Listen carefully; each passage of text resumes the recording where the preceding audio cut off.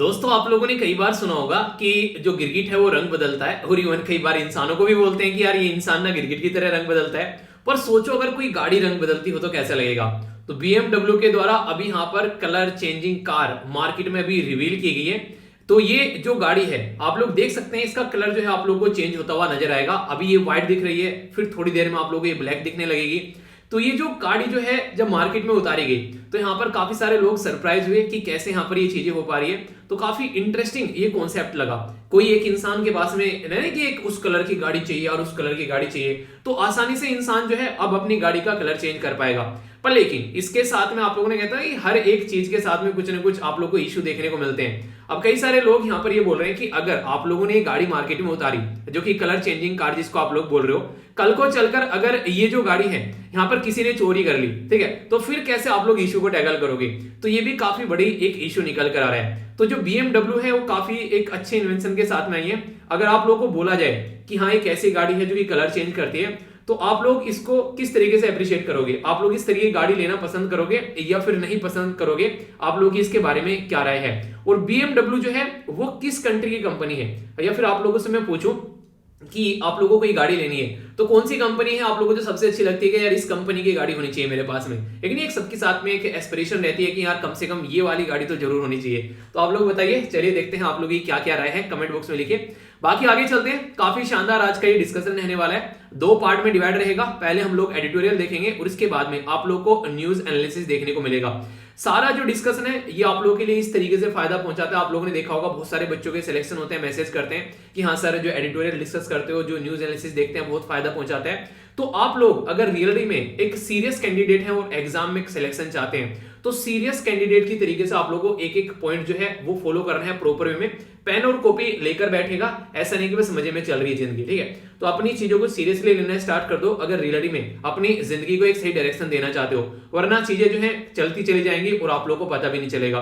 तो काफी डिटेल में मैं कई सारी बातें डिस्कस करूंगा। पहले एक इंपॉर्टेंट कोटेशन जो मुझे काफी अच्छी लगी, खासकर आज के डेट में कई सारे बच्चे जो है प्रॉब्लम फेस करते हुए नजर आते हैं, उसके बारे में है पछतावा अतीत नहीं बदलता। यानी कि अगर आप लोगों को लगता है कि आप लोगों का जो पछतावा जो भी आप लोग कर रहे हैं उससे आप लोगों का अतीत बदल जाएगा, तो नहीं बदलने का है। इसी के साथ में चिंता जो है वो भविष्य नहीं संवार सकती। आप लोग टेंशन ले रहे हैं कल क्या होगा, अब तक तो ये नहीं हुआ, अब क्या होगा, कुछ नहीं होने वाला है। इसीलिए हमेशा वर्तमान में जीना स्टार्ट करो। यानी कि ये जो वीडियो आप लोग देख रहे हो ना, 100% फोकस इस वीडियो पर लगा दो। जब ये वीडियो देखकर जाओ कोई और काम करो तो 100% फोकस अपने उस काम पर लगा देना। ये वाली जिंदगी जिस दिन आप लोगों ने जीनी स्टार्ट कर दी तो आप लोगों को कोई भी टैकल नहीं कर पाएगा, आप लोगों के सामने कोई टिक नहीं पाएगा। तो प्रेजेंट में जीना स्टार्ट कर दो अगर अपना भविष्य आप लोग रियलिटी में संवारना चाहते हो, वरना पास्ट में खोए रहोगे और फ्यूचर के बारे में सोचते रहोगे और रोते रहोगे तो कोई भी सॉल्यूशन आप लोग को देखने को नहीं मिलेगा।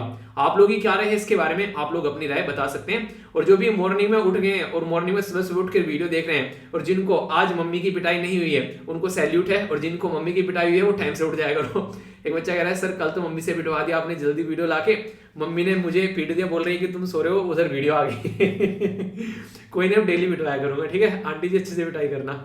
चलिए आइए आगे बढ़ते हैं। एक कुछ क्वेश्चन पहले आप लोगों को बता देता हूं, इसके बाद में फिर हम लोग आगे बढ़ेंगे। बात की जा रही है यहाँ पर सैरेडो के बारे में। डिटेल में डिस्कस किया था मैंने आप लोगों से टॉपिक नैनो मैगजीन के अंदर में। तो बताइए कहां पर ये बेसिकली पाया जाता है, ठीक है। South America, north America, Europe या फिर एशिया के अंदर में, ये पर्टिकुलर रीजन ये आप लोग को बताना है। नेक्स्ट क्वेश्चन जो काफी इंपोर्टेंट और रिसेंटली अभी काफी ज्यादा न्यूज में था, सुप्रीम कोर्ट के बारे में बात की जा रही है। एक आर्टिकल है जिससे सुप्रीम कोर्ट बोलता है कि मैं कंप्लीट जस्टिस प्रोवाइड कराऊंगा, यानी कि टेंशन लेने की जरूरत नहीं। जिससे बोलते ना करंट अफेयर है तो मैं हूं ना, तो करंट अफेयर स्टैटिक पोर्शन में कवर कराऊंगा। इसी तरीके सुप्रीम कोर्ट बोलते हैं कि जब जस्टिस की बात आती है तो मैं हूं ना। अरे यार कुछ नहीं, मतलब कुछ नहीं, ठीक है। बताइए कौन सा क्वेश्चन का क्या आंसर सही है, ठीक है। आगे बढ़ते हैं, आगे चलते हैं, यहां पर बात करते हैं। अभी यहां पर बात की जा रही है किसके बारे में, डैम्स के बारे में। मैंने बोला था कि हमारी कंट्री में जो सबसे ज्यादा बांध किस राज्य में पाए जाते हैं, तो आप लोगों को 3 राज्यों के नाम बताने थे। सबसे ज्यादा डैम जो है, बांध जो है किस राज्य में पाए जाते हैं, और ऊपर से नीचे डिक्रीजिंग ऑर्डर में इंक्रीजिंग ऑर्डर में लिखें तो आप लोगों को उनके नाम बताने हैं। उत्तर प्रदेश, गुजरात, महाराष्ट्र या फिर मध्य प्रदेश। इस क्वेश्चन का आंसर आप लोगों को देना है। एक और क्वेश्चन है आप लोगों के सामने यहाँ पर। ये जो क्वेश्चन आ रहा है यहाँ पर ये काफी ज्यादा न्यूज में था और कैग की एक रिपोर्ट भी है जिसकी वजह से बहुत ज्यादा ये डैम जो है और ज्यादा न्यूज में आ गया। Controller auditor general of India की रिपोर्ट के बाद में बात की जा रही है गांधी सागर डैम के बारे में। तो चंबल रिवर के ऊपर है, क्वेश्चन ये भी पूछा जा सकता है कि ये डैम जो है किस रिवर के ऊपर है, तो चंबल रिवर के ऊपर है। आप लोगों को बताना कौन से राज्य के अंदर है, गुजरात, मध्य प्रदेश, आंध्र प्रदेश या फिर राजस्थान। तो ये भी काफी इंटरेस्टिंग क्वेश्चन है जिसका आंसर आप लोगों को देना है। तो क्वेश्चन को अटेम्प्ट कीजिएगा, फिर कल आप लोगों को इनके आंसर मिल ही जाते हैं। मैं आशा करता हूं आप लोग इनको अच्छे से अटेम्प्ट करोगे और जो भी क्वेश्चन आप लोगों से पूछता हूं उनके आंसर दिया करो यार, अच्छा लगता है, ठीक है।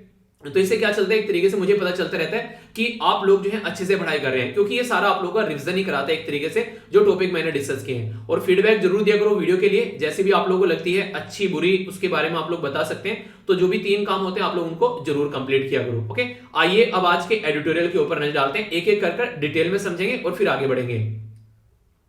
और हाँ, एक बच्चे के द्वारा बड़ा ही प्यारा सजेशन दिया गया, बोला गया कि सर जिस तरीके से एडिटोरियल का ओवरव्यू देते हैं आप स्टार्टिंग में, एक बार न्यूज एनालिसिस का भी ओवरव्यू दे दिया करो। इससे क्या होगा कि हम लोग कनेक्ट कर पाएंगे कि न्यूज एनालिसिस में क्या कवर करने वाले हो आप। तो मैं कोशिश करूंगा कि आज आप लोगों को जैसे एडिटोरियल का ओवरव्यू दूंगा, एक न्यूज एनालिसिस का भी ओवरव्यू दे दूंगा ताकि आप लोग चीजों को अच्छे से अंडरस्टैंड कर पाए, ठीक है। तो आइए बात करते हैं पहले एडिटोरियल के बारे में। काफी शानदार कई सारे पॉइंट्स आप लोगों को जानने को मिलने वाले हैं जो आप लोगों को हर एक एग्जाम में फायदा पहुंचाने वाले हैं, तो अच्छे से सुनिएगा।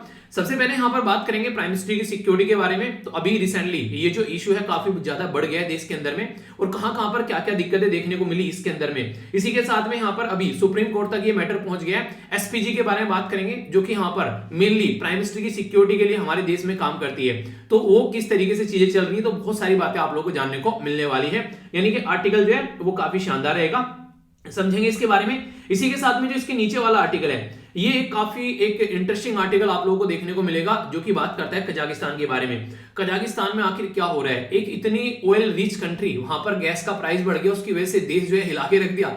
मतलब कंडीशन ये देखने को मिली, सोचो आप लोग हमारे देश में जो प्राइस है मतलब कितने बढ़ जाते हैं, इधर उधर होते रहते हैं, हम लोग कुछ नहीं बोलते हैं। एक देश में प्राइस बढ़े तो उन्होंने देश की गवर्नमेंट हिला के रख दी पूरी। तो ये काफी बड़ा इशू बन गया। हमारी कंट्री के क्या रिलेशन है कजाकिस्तान के साथ में वो भी समझेंगे, जो कि बहुत इंपॉर्टेंट है। आर्टिकल में नहीं दे रखे हैं, वो सारी एक्स्ट्रा चीजें आप लोग की रहेगी, जिससे कि अगर कल को लिखने के लिए आ जाए, क्योंकि इंटरनेशनल लेवल पर अगर कुछ भी आप लोग पढ़ रहे हैं ना, तो ऐसे ही नहीं कि बस आनंद फानंद में पढ़ने बैठ गए। आप लोगों को पता होना चाहिए कि हमारी कंट्री का क्या रिलेशन है इस कंट्री के साथ में, क्योंकि उसी से आप लोग ये क्वेश्चन बनेंगे। वरना तो दुनिया में क्या चल रहा है, इतनी सारी चीजें पता नहीं क्या कहां पर क्या क्या हो रहा है, तो वो सारी चीजें थोड़ा ना एग्जाम के लिए काम की होती है। तो हमारी कंट्री के साथ में रिलेशन क्या है वो आप लोगों को पता होना चाहिए, तो उसके बारे में हम लोग बात करेंगे। फॉरेस्ट के बारे में बात की जा रही है वैसे तो, पर लेकिन अभी हमारी कंट्री के द्वारा कॉन्फ्रेंस ऑफ पार्टी जब 26 में पार्टिसिपेट किया गया, तो कई सारी हमारे द्वारा ओथ ली गई एक तरीके से कि हम लोग ये टारगेट अचीव करने वाले हैं, पर उसमें फॉरेस्ट जो है वो काफी बड़ा रोल प्ले करेंगे। तो समझेंगे बेसिक इंफॉर्मेशन के साथ में इस आर्टिकल को भी काफी डिटेल में, ठीक है। इसी के साथ में यहाँ पर ये जो ऊपर वाला आर्टिकल है, ये बेसिकली उत्तर प्रदेश की पॉलिटिक्स चल रही है, तो अभी आप लोगों को पता है इलेक्शन आने वाले हैं, तो ऐसे आर्टिकल जो है वो आप लोग स्किप कर सकते हैं। आज सैटरडे को आता है ग्राउंड जीरो, और यहाँ पर जो ग्राउंड जीरो आया हुआ है ये बेसिकली यहाँ पर एक लोकल एरिया के बारे में बात कर रहे हैं। और कंडीशन क्या है यहाँ पर, बेसिकली आप लोगों को पता है कि क्या होता है आज के डेट में लड़का और लड़की का इशू। तो यहाँ पर एक लड़का था जो कि फॉलो किया करता था लड़की को, तो उसको मारकर दफना दिया गया, जिसकी वजह से यहाँ पर पता भी नहीं चला क्या कंडीशन होगी। जब पता चला कि अच्छा वहां पर दफनाया गया है, तो फिर आप लोगों को पता है क्या कंडीशन बन जाती है। तो यार ये जो इशू होते हैं ये आप लोगों को हर एक लेवल पर सोसाइटी में देखने को मिलते हैं। तो इसलिए हमेशा कोशिश करनी चाहिए कि कभी भी देखिए, अगर आज की डेट में बात करना, एक अच्छा नागरिक बनने के साथ साथ में आप लोगों को एक अच्छा इंसान बनना होता है, जिसमें अगर कोई भी लड़की आप लोगों के साथ में कहीं भी अगर खड़ी है, कहीं जा रही है, तो कंफर्टेबल फील करे। तो हमेशा ये आप लोगों का एक तरीके से मुद्दा होना चाहिए। और मैं आशा करता हूं कि कम से कम एसएलवी फैमिली हमारी इस बात को बखूबी समझती होगी। और कोई भी अगर कुछ उल्टी सीधी हरकतें करता है तो टेलीग्राम पर मिल जाए, जैसे कल परसों मेल आ रखे थे, कई सारे ऐसे होते हैं कि उल्टी सीधी हरकतें करते हुए पाए जाते हैं। तो वो कोई नया मेंबर आता है देखने के लिए, फर्स्ट टाइम होता है, उसको पता नहीं होता है कैसा माहौल है यहाँ पर, तो आप लोग तुरंत अगर लगे कोई ऐसा कुछ करे उसको रिपोर्ट करो और टेलीग्राम पर तुरंत ब्लॉक करो, किसी को कोई रिप्लाई मत करो, ठीक है। तो ये बातें आप लोगों को ध्यान रखनी है। तो ये तो एडिटोरियल जिनके बारे में हम लोग बात करेंगे काफी डिटेल में। इसी के साथ में जो न्यूज एनालिसिस है उसके बारे में बात करेंगे। नीट के बारे में बात की जा रही है यहाँ पर, ओबीसी का जो अभी यहाँ पर बेसिकली बोल रही है कि एक तरीके से जो रिजर्वेशन के बारे में बात की जा रही है इकोनॉमिकली वीकर सेक्शन के और ओबीसी के बारे में, तो समझेंगे क्या कंडीशन चल रही है। इसी के साथ में यहाँ पर क्वारंटीन के बारे में बात की जा रही है, ये क्या है, नीट क्या होता है, पूरा उसके बारे में आप लोगों से बात करूंगा, कैसे कैसे यहाँ पर चीजें निकल कर आई। इसी के साथ में जो नेक्स्ट आगे बातें की जा रही है एनएसओ के बारे में और ग्रोथ के बारे में बात की जा रही है। एनएसओ क्या है वो हम लोग समझेंगे। नेक्स्ट यहाँ पर बात की जा रही है हमारी कंट्री में लॉकडाउन नहीं लगेगा कैपिटल के अंदर, खासकर बोला गया, ये सारी बातें। इसी के साथ में पीएम की सिक्योरिटी के बारे में एक आर्टिकल है। नेक्स्ट आर्टिकल यहाँ पर देखने को मिलेगा, ये बेसिकली जो बुल्ली भाई ऐप और वो सारे उसके पेरेंट्स जो है कुछ बातें कर रहे हैं, समझेंगे क्या बातें कर रहे हैं। यूनिफॉर्म सिविल कोड के बारे में जानेंगे, आखिर क्या क्या मुद्दा है, पूरा डिटेल में इसके बारे में बात करूंगा, क्या प्रोज या फिर क्या कौन सा आप लोगों को देखने को मिलेंगे। मैरिटल रेप के बारे में बात की जा रही है, आखिर मैरिटल रेप के बारे में क्या क्या मुद्दा है और क्या क्या इससे रिलेटेड पॉइंट है वो हम लोग समझेंगे। यहाँ पर एक पर्टिकुलर केस आया अभी रूह अफ़ज़ा और दिल अफ़ज़ा के बारे में, इनमें क्या डिफरेंस है समझेंगे, आखिर केस क्यों पहुंचा कोर्ट के अंदर में जानेंगे। गंगा सागर मेला के बारे में कुछ इंफॉर्मेशन आप लोगों को बताऊंगा जिससे आप लोग चीजों को समझ पाएंगे। इसी के साथ में यहाँ पर एनएचआरसी और इकोनॉमिकली वीकर सेक्शन का एक हाउस से रिलेटेड स्कीम के बारे में बात करेंगे। आप लोग को पता है कि आगरा वो ताजमहल बनाया गया था बेसिकली आगरे के अंदर में, एक प्यार की निशानी उसको बोलते हैं नॉर्मली, ठीक है। इसी तरीके से यहाँ पर एक प्यार की निशानी देखने को मिली है, काफी इंटरेस्टिंग लगा मुझे पर्सनली। देखो यार प्यार ना आप लोग किसी भी तरीके से अपना प्रेजेंट कर सकते हो, ठीक है। तो यहाँ पर इनके द्वारा अपनी वाइफ की एक मोम की यहाँ पर ये स्टेचू बनाई गई, तो ये एक विजयवाड़ा के अंदर यहाँ पर ये केस देखने को मिला। तो रियलिटी में यार इंसान जो होता है अपनी जिंदगी को जिस तरीके से एक तरीके से लेके चलना चाहता है तो इस तरीके से आप लोग समझ सकते हैं। तो कनेक्टिविटी होती है सारी चीजें यार जो भी है आप लोग जानते हैं। बाकी यहाँ पर एक पर्टिकुलर ये ब्रिज है जो काफी पुराना है, इसके बारे में बात की जा रही है, मरम्मत चल रही है, तो ये न्यूज में है, इंटरेस्टिंग है, काफी कुछ फैक्ट्स आप लोगों को जानने को मिलेंगे। पीटा के बारे में जानेंगे, एनिमल को रिलेटेड क्या क्या इश्यू यहाँ पर चल रहे हैं, कांग्रेस कैसे क्रिटिसाइज कर रही है यहाँ पर ये समझेंगे आज के में, जो भी यहाँ पर मुद्दे देखने को मिल रहे हैं पीएम की सिक्योरिटी से रिलेटेड। इसी के साथ में इंडिया और चाइना और एफसीआरए के बारे में कुछ बातें करूंगा। चेन्नई को पैसा क्यों दिया जा रहा है, आखिर यहाँ पर इतनी बाढ़ क्यों आती है, कुछ बातें इसके बारे में समझेंगे। महबूबा मुफ्ती क्या कह रही है लैंड के इशू को लेकर समझेंगे। हमारे देश में यहाँ पर ऑक्सीजन सप्लाई जो है उसके बारे में कुछ बातें की जा रही है। इसी के साथ में एक पर्टिकुलर पर्सन है स्पेसिफिक जो रिसेंटली अभी उनकी डेथ हुई है, तो क्वेश्चन कई बार आप लोगों के बन जाते हैं। और जापान और यूएसए के डिफेंस कोऑपरेशन के बारे में बात की जा रही है, और इसी के साथ में ये हो गया आप लोगों का सुडोकू। तो कुछ इस तरीके का हमारा ये डिस्कशन रहेगा, ठीक है। तो यानी कि बहुत कुछ तमाम चीजें आप लोगों को जानने को मिलने वाली है, तो टकटकी लगाकर देखेगा वीडियो के एंड तक, आप लोगों को बहुत कुछ जानने को मिलेगा। स्टार्ट करूंगा लेक्चर आज का कजाकिस्तान के साथ में। कजाकिस्तान को देखने के लिए पहले आप लोग एक बार इसकी लोकेशन देखिए, एग्जैक्ट कंट्री आप लोगों को कजाकिस्तान, यहाँ पर एग्जैक्ट लोकेशन आप लोग देखते हैं, सेंट्रल एशिया की एक कंट्री है। और सबसे बड़ी बात यहाँ पर ये है, एक टाइम ऐसा था ये यूएसएसआर का पार्ट हुआ करती थी, जिसको सोवियत यूनियन आप लोग बोलते थे। उसमें से बहुत सारी कंट्री अलग निकली, उसमें से एक कजाकिस्तान भी थी। और कजाकिस्तान एक ऐसी कंट्री थी जो कि रशिया के बाद में सबसे बड़ी, लैंड वाइज अगर बात करोगे तो सबसे बड़ी कंट्री आप लोगों को ये देखने को मिली।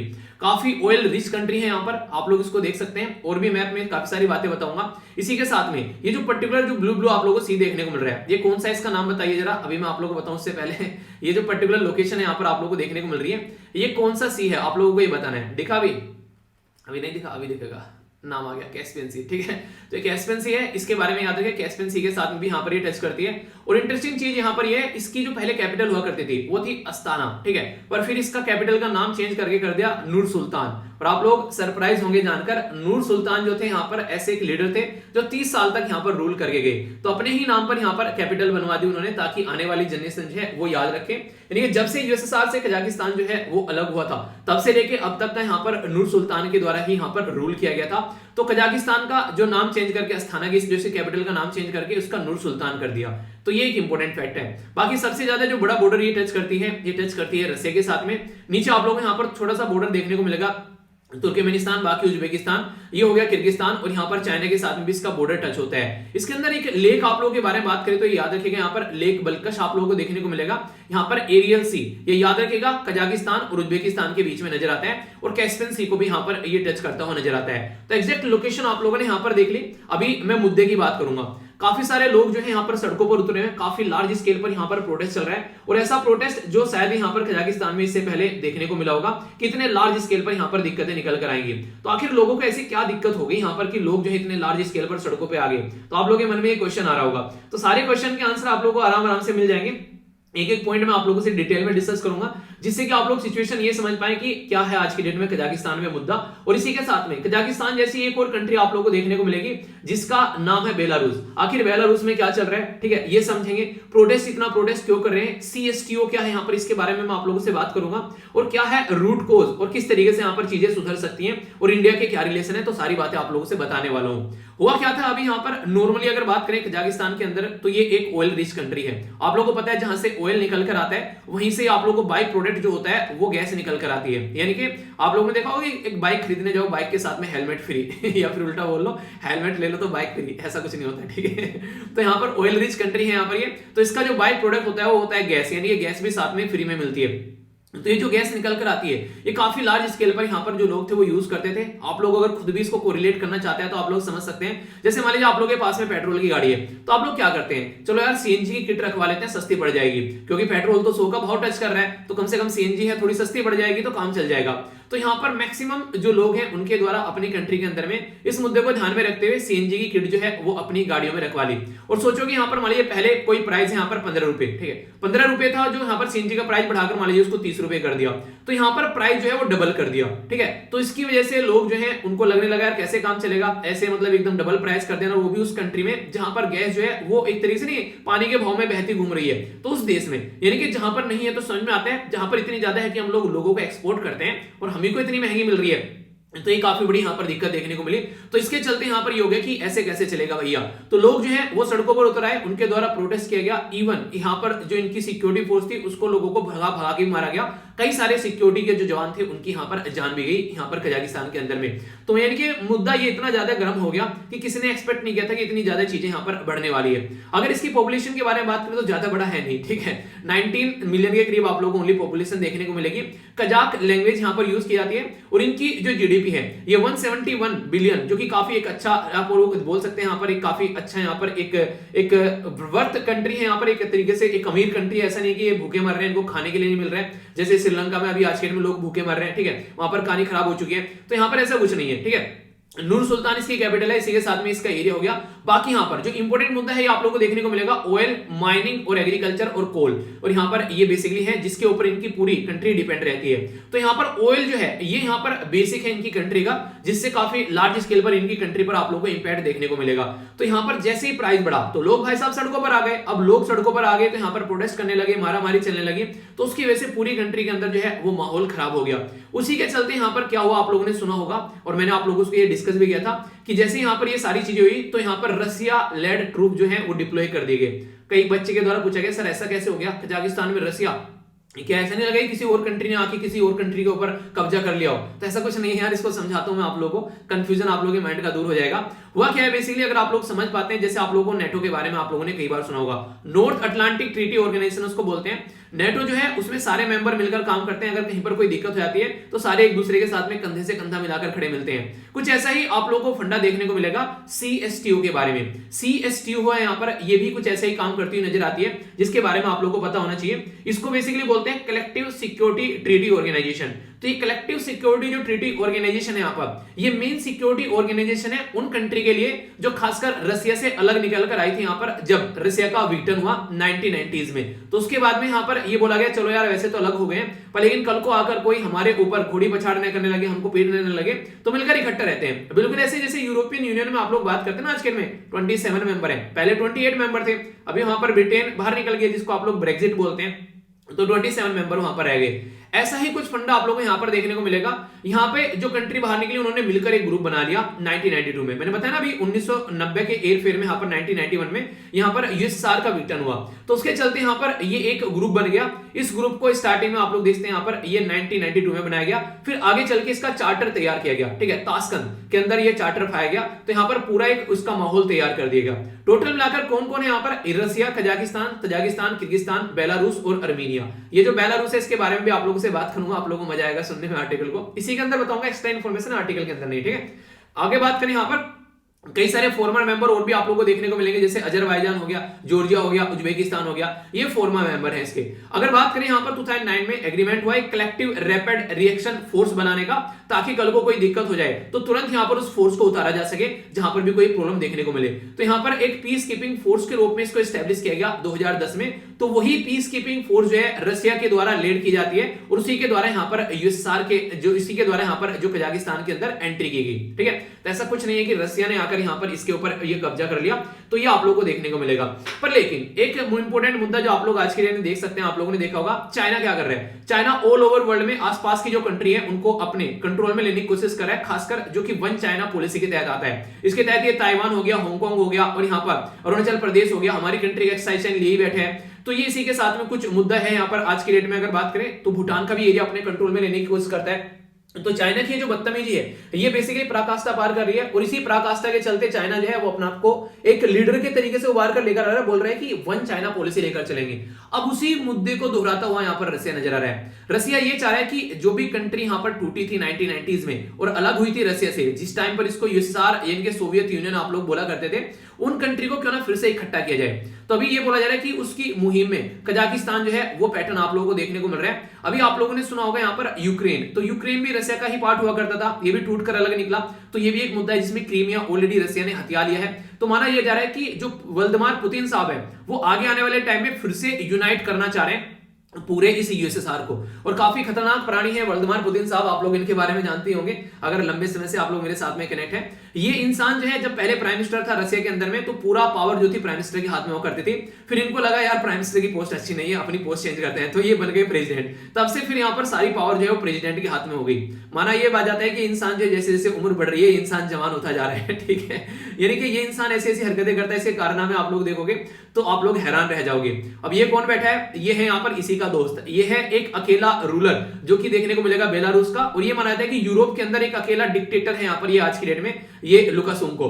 तो ये इंसान जो है ये रसिया का जो प्रेसिडेंट है पुतिन उसका लंगोटिया यार है। तो ये आज की डेट में पूरी कंट्री को बिल्कुल तगड़े तरीके से रूल करता है। और जब से यूएसएसआर अलग हुआ, ये सार से अलग हुआ यहाँ पर बेलारूस, तब से यहाँ पर ये कुंडली जमाए बैठा है। और इंटरेस्टिंग चीज यहाँ पर ये, चाहे यूएसएसआर की बात कर लीजिए आप लोग, यहाँ पर बेलारूस की इससे कनेक्टेड, चाहे आप लोग कजाकिस्तान की बात कर लीजिए, जब यहाँ पर इलेक्शन होते हैं ना, इनके जो लीडर यहाँ पर रूल कर रहे हैं तब से उन्हीं के फेवर में वोट जाती है। लगभग यहाँ पर 95% या फिर 100% के करीब जो वोट है वो इन्हीं के फेवर में जाती है। तो इससे एक अंदाजा लगा सकते हैं आप लोग, मतलब हमारी कंट्री में जो वोटर टर्नओवर वोट जब डाली जाती है लोगों के द्वारा, तो आप लोगों ने देखा होगा कि 60 से लेके 65 के फेर में आप लोगों को चीजें देखने को मिलती हैं। मैक्सिमम हो गया तो 70 हो गई, कहीं कहीं मुश्किल से 80, ठीक है। यहाँ पर रहती है 100% वोटिंग और वो भी फेवर में यहाँ पर गवर्नमेंट की। तो इससे आप लोग एक अंदाजा लगा सकते हैं किस लेवल का घपलेबाजी वहां पर चल रही होगी। तो ये इशू आप लोगों को यहाँ पर देखने को मिलता है। तो ये जो कंट्री है आज के में कंट्रोल में थी पूरे अच्छे से, तो लोग जो है काफी ज्यादा यहाँ पर फ्रस्ट्रेट हो चुके थे, यहाँ पर जो पर्टिकुलर लीडर रूल कर रहे थे कजाकिस्तान के साथ में। और ये माना गया कि यहाँ पर पुराने लोगों से फ्रस्ट्रेट नहीं हो जाते कि काफी लंबे समय से कुछ रूल कर रहे हैं और वही चला हुआ जा रहा है, तो वही चीजें यहां पर देखने को मिली। तो जैसे ही ऑयल का प्राइस यहां पर बढ़ा 1991 में यहां पर ये अलग हो गया कजाकिस्तान, तो तब से लेकर यहां पर जो नूर सुल्तान साहब थे इनके जो प्रेसिडेंट, उन्होंने रूल किया 2019 तक। पर लेकिन ये इंसान तो चला गया, पर लेकिन अपने एक तोता बैठाकर चला गया नूर सुल्तान, जो बेसिकली जाने के बाद में, और इसी के द्वारा यहां पर जो कैपिटल कंट्री का नाम चेंज किया गया, कैपिटल का इनके नाम पर नूर सुल्तान नाम रख दिया गया। यानी कहने का मतलब यहां पर यह है कि जब यहां पर ये नूर सुल्तान हुआ करता था तब तो रूल किया गया, इसके बाद में भी इसने अपनी जो है हरकतें बाजनी है, उसके बाद भी यहां पर इंटरफेयर देश के अंदर में यहां पर ये करता रहा। तो प्रेजेंट टाइम पर जो बात करें तो ये माना जा रहा है कि जो प्रेजेंट टाइम के लीडर हैं वो पुराने लीडर के तोते हैं और उसी को फॉलो करते हुए यहाँ पर नजर आ रहे हैं। उसी के द्वारा जो रूल किया गया था उसी को रूल को और स्ट्रॉन्ग करता हुआ यहाँ पर ये नजर आ रहा है। तो लोगों ने जो प्रोटेस्ट किया तो लोगों ने बोला ओल्ड मैन आउट, यानी कि इस जो बूढ़े इंसान का जो रिजीम चल रहा है इसको बाहर हटाओ यहाँ पर। और इसकी बहुत सारी स्टेचू, जैसे हमारी कंट्री मायावती जी के द्वारा उत्तर प्रदेश में बहुत सारी स्टेचू बना दी गई थी, ऐसी दुनिया भर की स्टेचू जो है यहाँ पर इनके द्वारा बना दी गई, जिसमें यहाँ पर पूरे देश में, ताकि इनको याद रखे जाने के बाद भी। तुम काम ऐसे करो ना लोग याद रखें, एपीजे अब्दुल कलाम सर के कितने स्टेचू हैं, दुनिया हमेशा याद रखेगी उनको। अगर बात करो तो काम से लोगों को याद रखवाना चाहिए कि ऐसी हरकतों से नहीं। फिर आगे चलकर बात करें तो चीजों को सोल्यूशन करने की बात की गई यहाँ पर, जो बेसिकली बोला गया कि जो सिक्योरिटी काउंसिल चेयर है उसको किस तरीके से आगे लेकर चलना है, एक बेसिक नॉर्मल से यहाँ पर बना के लेकर आनी है। पर लेकिन सारी चीजें जो है उस पैटर्न में चलती नजर नहीं है। तो रसिया के द्वारा जो लेड है यहाँ पर कलेक्टिव सिक्योरिटी, जो यहाँ पर ये ऑर्गेनाइजेशन जो है यहाँ पर ये आके पहुंच गई यहाँ पर, जिसके बारे में भी आप लोगों को बताया, फिर इसने एंट्री की यहाँ पर। तो इसके चलते अभी यहाँ पर बेसिकली चीजों को टैकल करने की कोशिश की जा रही है, पर लेकिन लोग जो है काफी ज्यादा प्रॉब्लम फेस कर रहे हैं। एक तो ऑयल जो है उसका प्राइस आप लोगों को देखने को मिल रहा है, लोगों की सैलरी लो है, पुअर वर्किंग कंडीशन देखने को मिल रही है, जिसके चलते लोग जो है वो फ्रस्ट्रेट हो चुके हैं। तो यहाँ पर और ज्यादा कंडीशन खराब कर दी, पेंडेमिक आ गया, स्लो डाउन हो गया, इन्फ्लेशन यानी कि महंगाई बढ़ गई, तो यानी कि एक तरीके से कंगाली में आटा गिला, तो रही सही कसर जो है वो यहाँ पर इसने पूरी कर दी। तो और ज्यादा कहानी जो है यहाँ पर खराब हो गई जैसे यहाँ पर ये चीजें आगे बढ़ी, ठीक है। तो पब्लिक जो है वो सड़कों पर उतर आई, इसके चलते यहाँ पर आप लोगों को मैंने भी बताया क्या हुआ यहाँ पर। तो सिचुएशन जो है वो काफी ज्यादा खराब यहाँ पर होती नजर है। और पर्टिकुलर एक रीजन यहाँ पर बोला गया है, जिसके अंदर ये है बेसिकली यहाँ पर जो रीजन है इसका नाम है यहाँ पर मेगस्तु, ठीक है। तो रीजन है यहाँ पर ये वेस्टर्न जो एरिया के अंदर में रटना नहीं है, और एक है यहाँ पर अलमाटी, ठीक है। तो ये पर्टिकुलर जो एरिया है यहाँ पर और ज्यादा दिक्कतें देखने को मिली। अगर एक बार मैं आप लोग को दिखाऊं, 1 सेकेंड, ठीक है, ये पर्टिकुलर रीजन आप लोग यहां पर देख सकते हैं। तो काफी सारे लोग जो थे यहाँ पर सड़कों पर उतर आए और वो सारी चीजें इशू देखने को मिले। तो अब मुद्दा यहाँ पर यह है कि जो प्रेजेंट टाइम पर जो यहाँ पर लीडर हैं, जिनका नाम है यहाँ पर टोकाई, ठीक है, तो इनके पास में एक अपॉर्चुनिटी है कि चीजों को सुधारे। देखिए जब भी लाइफ में प्रॉब्लम आती है ना, तो हर एक इंसान के पास में अपॉर्चुनिटी होती है कि उसका सोल्यूशन निकाला जाए, वरना दिक्कतें देखने को मिल जाती है। तो उसके चलते जो प्रेसिडेंट है उनके पास में अभी बोला जा रहा है कि अपनी खुद की इमेज क्रिएट करने का मौका है। वो नहीं कि पहले तो किसी की इमेज के नीचे दबा पड़ा था कि उसको फॉलो करता है, उसी के नाम से जाना जाता है। अब फिलहाल क्या है, अपनी खुद की इमेज क्रिएट करने का मौका मिला इसको, तो ये अपनी खुद की इमेज क्रिएट कर सकता है जब कोई क्राइसिस आता है, वरना इसी तरीके से जिंदगी भर ये बोलेगा कि ये कुछ करके ही नहीं गया, ठीक है। तो किसी पर्टिकुलर इंसान के हिसाब से यहाँ पर चलता रहा, तो ये सिचुएशन आप लोगों को देखने को मिलेगी। तो उसी के बारे में बात कह रहे हैं, जो करंट क्राइसिस है यहाँ पर, ये काफी एक तरीके से चॉइस देकर जा रहा है कि इसको सुधारा जा सकता है। तो इसी के साथ में बिल्कुल यहाँ पर जिस तरीके से मैंने बताया अभी, रसिया जो है वो बेलारूस को मॉडल यहाँ पर फॉलो करता है, ऐसे ही यहाँ पर ये कजाकिस्तान में देखने को मिलेगा। तो पब्लिक की जो एंगर है, पब्लिक का जो गुस्सा है, अगर आप लोग चाहते हैं तो उनके साथ में आप लोगों को बात करनी पड़ेगी, तभी जाकर मामला जो है वो ठंडा होता हुआ आप लोग को नजर आएगा। तो ये काफी सारी बातें यहाँ पर इनके द्वारा बताई गई। तो ये तो हो गया बेसिकली इसके बारे में इंफॉर्मेशन, आर्टिकल के बारे में, कुछ आर्टिकल की इंफॉर्मेशन और बाकी बहुत सारी एक्स्ट्रा इंफॉर्मेशन मैंने बताई। अब बात करते हैं यहाँ पर, अगर इंडिया के बारे में बात करें, क्या हमारी कंट्री का रिलेशन कैसा है इसके साथ में, जो कि एक्स्ट्रा इंफॉर्मेशन और लिखने के लिए यहीं से इंपॉर्टेंट पॉइंट आते हैं जो कि आप लोगों को पता होना चाहिए। इंडिया और कजाकिस्तान के रिलेशन के बारे में बात करो तो हमारी कंट्री के लीडर के द्वारा यहाँ पर विजिट किया गया था। इसी के साथ में संघाई कॉर्पोरेशन ऑर्गेनाइजेशन में एक दूसरे के साथ में हम लोग मिलते हैं, तो ये काफी इंपॉर्टेंट मुद्दा आप लोगों को देखने को मिलेगा। और कजाकिस्तान के साथ में आप लोगों को पता होगा हमारी मिलिट्री एक्सरसाइज भी होती है, जिसका नाम है यहाँ पर कज-इंद, यानी कि कजाकिस्तान और इंडिया की जो एक्सरसाइज यहाँ पर आप लोगों को एक जॉइंट मिलिट्री एक्सरसाइज यहाँ पर देखने को मिलती है। तो मिलिट्री के मामले में भी काफी इंपॉर्टेंट है हमारे लिए। यूएन पीस कीपिंग फोर्स में भी हम लोग एक दूसरे के साथ में यहाँ पर काम करते हुए नजर आते हैं। और कजाकिस्तान जो है मैंने बताया अभी एक ऑयल रिच कंट्री है, आप लोगों को मैंने अभी बताया यहाँ पर, ठीक है। तो ये जो ऑयल रिच कंट्री है यहाँ पर, तो हमारी उसके लिए काफी इंपॉर्टेंट है, खासकर एनर्जी सिक्योरिटी के लिए। इसी के साथ में इंपॉर्टेंट मुद्दा यहाँ पर ये निकल कर आता है कि कजाकिस्तान जो है, जब हम लोग बात करते हैं किसके बारे में, नॉर्थ साउथ ट्रांसपोर्ट कॉरिडोर, एक ऐसा कॉरिडोर जैसा चाइना ऑल ओवर वर्ल्ड में कनेक्टिविटी के बारे में बात करते हैं, तो इंडिया भी यहाँ पर कनेक्टिविटी के बारे में बात करते हैं। तो कजाकिस्तान के भी आसानी से हम लोग पहुंच सकते हैं यहाँ पर इस पर्टिकुलर कनेक्टिविटी के थ्रू, इसको भी हम लोग इसका पार्ट बनाकर चीजों को आगे लेकर चल सकते हैं। तो ये भी काफी एक इंपॉर्टेंट आप लोगों को इशू देखने को मिलेगा,